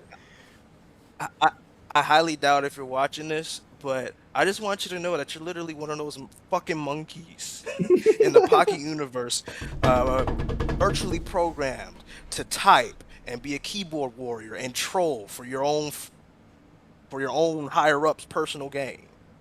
Okay, that's who you are, bro. So if you see me as a wannabe gangster piece of trash, then I've never been called a gangster before, so I take that as a compliment. Hey, you know Either way, you it. know, either way, man. I don't. I mean, whatever. If that's how you feel, that's how you feel. But you're blocked. Okay, cool. Now let's get into how I feel about the movie. I'll reiterate what I've said. I'll reiterate I will reiterate There we what go. I've said throughout this entire video. This is a damn good Superman movie. Okay? This movie not only did its job as a reboot, um, kind of giving you a more insightful take on the character and basically giving us um, the overall aesthetic of what Superman truly is. Zany, corny, a little corny at times, a little goofy at times, a little over the top at times, but still extravagant, still epic, still large scale. The man will literally swoop down from the sky and punch a fucking kaiju in the face. That's what Superman is. Okay? We got all of that in this movie. But what we also got is not just an introduction of new characters, which they're not the spotlight, by the way. Mr. Terrific is almost a spotlight, but they're not spotlight of the movie. This is still very much a Superman movie. You know what I'm saying? Introduction of new characters. We got a fucking menacing, just absolutely haterized Lex Luthor, which I absolutely loved. Shout out to Nicholas Hoult. You killed this shit, man. The score was dope. I really liked the music in this movie. I love the callbacks to I the really original liked the theme. I love how they Yeah, I like how interpreted it. yeah, I Mondo like how has they for sale a modernized it. $55 vinyl record set Yeah. for the Yeah, the Yeah. soundtrack of probably Son of a Bitch. I'm probably not gonna do all that. But the score is dope. The cinematography is perfect in my opinion. Like a contributing factor to people saying that it feels like something straight out of a comic book is the cinematography in this movie. The movie is shot so well, and it puts you in the shit. It puts you in the like. If you see this in IMAX, bro, you're gonna feel like you're in the shit. Mm-hmm. And on top of that, this movie's extremely colorful. Like I love the way that this movie was color graded. It looks beautiful, straight out of a comic, right? I love it. You know, it's just like this movie single-handedly proves why Superman is one of the most iconic comic book characters of all time. You know, Superman is a person that always will stand on encouragement, positivity, not even just and just how do I say this? I would not even not moral ambiguity, but moral integrity. You know what I'm saying? Mm-hmm. Superman has always been a character that stood on that. And he also is a character that stood on political correctness, that stood on what was right for the world and what was wrong for the world. You know what I'm saying? So when you see the war going on between Baravia and Jarinpur, you know, if it feels familiar to you when you see that, that's a good thing. It's supposed to feel familiar to you. If you see the president of Baravia and Lex Luthor working together, close knit, to take down another foreign state, and if that feels familiar for you, it's supposed to feel familiar to you. If you see Superman, if you see Superman having a hand in exposing the likes of Lex Luthor, and if that feels familiar to you, it should feel familiar to you. That's a good thing. That's what woke is. If you have a movie and if you have a series that can that can perfectly encapsulate the times that we live in through a popular IP property, a popular character, or maybe their own property, then they did something right. That's what woke is. Superman's always been woke. X-Men's always been woke. Batman's always been woke. Black Panther's always been woke. Hulk has always been woke. Captain America has always been woke. If you're mad, if you are upset of seeing this incarnation of Superman and you're upset that of how woke it is, look in the mirror. Okay? You've never really been a fan of these characters. And quite frankly, you might not be a fan of yourself. That's what movies like this are showing us. And that's why we need, this is why I say this is exactly what we need right now. Put all the entertainment stuff to the side. You know what I'm saying? Like, yes, of course, we need that zany, corny, comic book accurate aesthetic that we felt decades ago in an animated series. But make sure that we bring to light why Superman is so important to the world. And that's what this movie did successfully. This is, with all my faults to the side that I pointed out earlier, with all my cons with the movie, this is a best spin. This is a very strong best spin. Go see this in IMAX. Go see this as many times as you want if you enjoyed it. And if you didn't catch anything woke about it, watch it again. Superman 2025. Congrats, James Gunn. You did your fucking thing. Max just commented in the chat. He said he's about to see it in a second in 3D 40X. He's like, see on the other side. You better text the chat. Text the chat when you finish. I know that Max has this unreasonable hate boner for James Gunn, very much like Lex Luthor. So I'm curious to see what his thoughts are on this movie. I don't know if he has a hatred toward James Gunn. I think he's just tired of the DC movies. No, I think he hates like Guardians of the Galaxy. Does he really? I remember him. Yeah. I don't think he hates that third one. Which is crazy because that's the best one. That is crazy. I wouldn't even, no, the first one's the best one, but all three of them are great. I will say, Dakari, as you were talking, you were starting to feel like a preacher a little bit at the end. I was almost gonna say amen right at you, brother. Like, like I was starting to believe, man. Like, no, but I agree. I agree. He'll make you believe a man can fly. Yeah. Right. Listen. You know, I haven't. You know, like, a Superman movie hasn't made me feel this way since, and this is a big compliment, since the Christopher Reeve movies. Wow. You know what I'm saying? You know, like, and I like Superman Returns, and I like Man of Steel, but this movie actually made me feel like I was watching something from the Donner or Lester era. You know, but it's modern, it's brand new, it's a reboot. It doesn't try to feel exactly like those movies were back in the 70s and 80s. It tries to do its own thing. You know what I'm saying? And that's an even bigger compliment I could give it. You know, it felt like a Superman movie. Yeah. You know what I'm saying? That's all I could ask for. I mean, I can't say anything better than that. So, I mean, we'll just leave it right there. I believe that's all we got to say about Superman. I don't know. This was a great discussion about the movie. I agree, man. I like I said, I know I'm excited for the DCU going forward. I hope you guys feel the same with all these projects that are either rumored or we've heard rumblings about.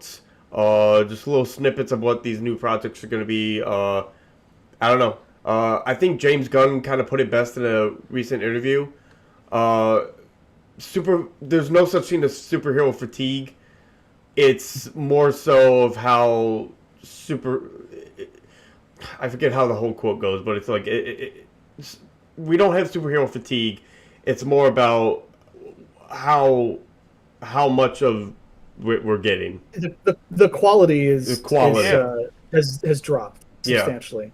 It's been a quantity over quality issue. Yes, it is definitely for sure. It has been for a little while. For a little while, it has been, especially with the Marvel movies. You know. Yeah. And Sony coming out with their garbage ass fucking movies, also diluting the waters, and then DC struggling. Right. just it's a really it when you actually look at the totality of like post end game that have been there's some stinkers in there, man. That did not used to be like that. The period where we had a lot of good shit come. Yeah. We had good shit. We had good shit back to back from Marvel at a certain point in time, like fucking 2016 MCU. Phase oh 3, my man. god! I mean, we might get that this year with Fantastic Four too. I really like Thunderbolts a lot. I hope so. Yeah. I gotta see Thunderbolts. I haven't seen Thunderbolts yet. I heard it was good though. It's very good. It is very, very good. Yeah. But yeah, I'll have to check that out. Should be out soon on Disney Plus. Yeah, it should be out pretty soon. Cool.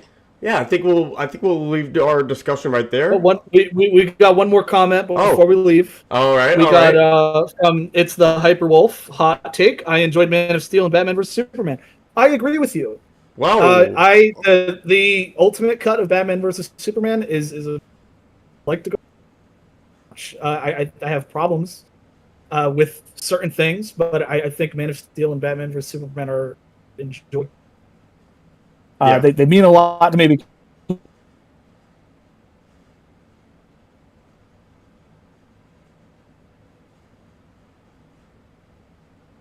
Uh-oh, well, your mic is off. Your mic is off, man. Can't hear you.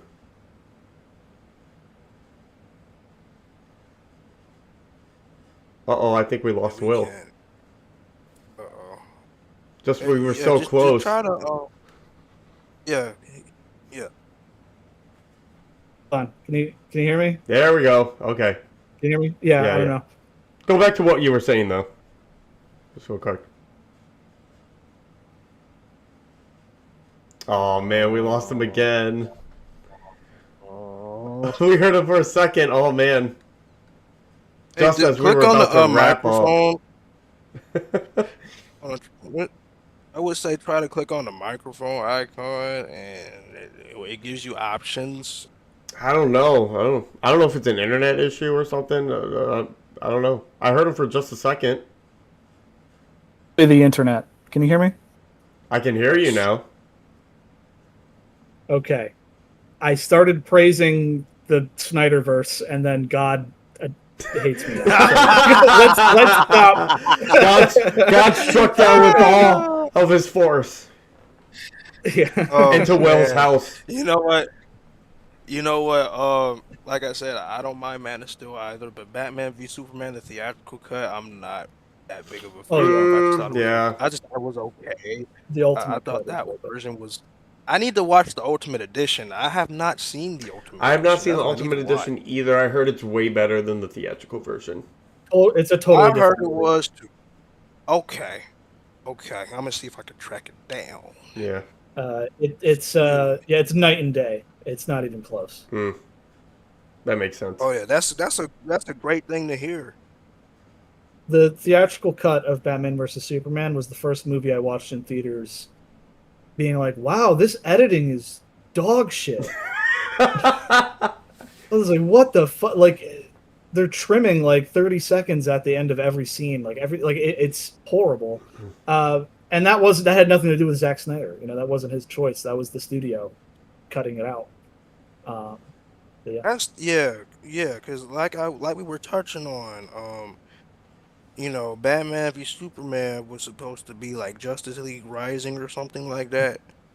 No, it is Dawn of Justice is the official title. Yeah. Yeah, we're in it. The one. What did you just say? I said one tiny little thing. It is bittersweet, the ending of the last DC universe, and now we are in a new one.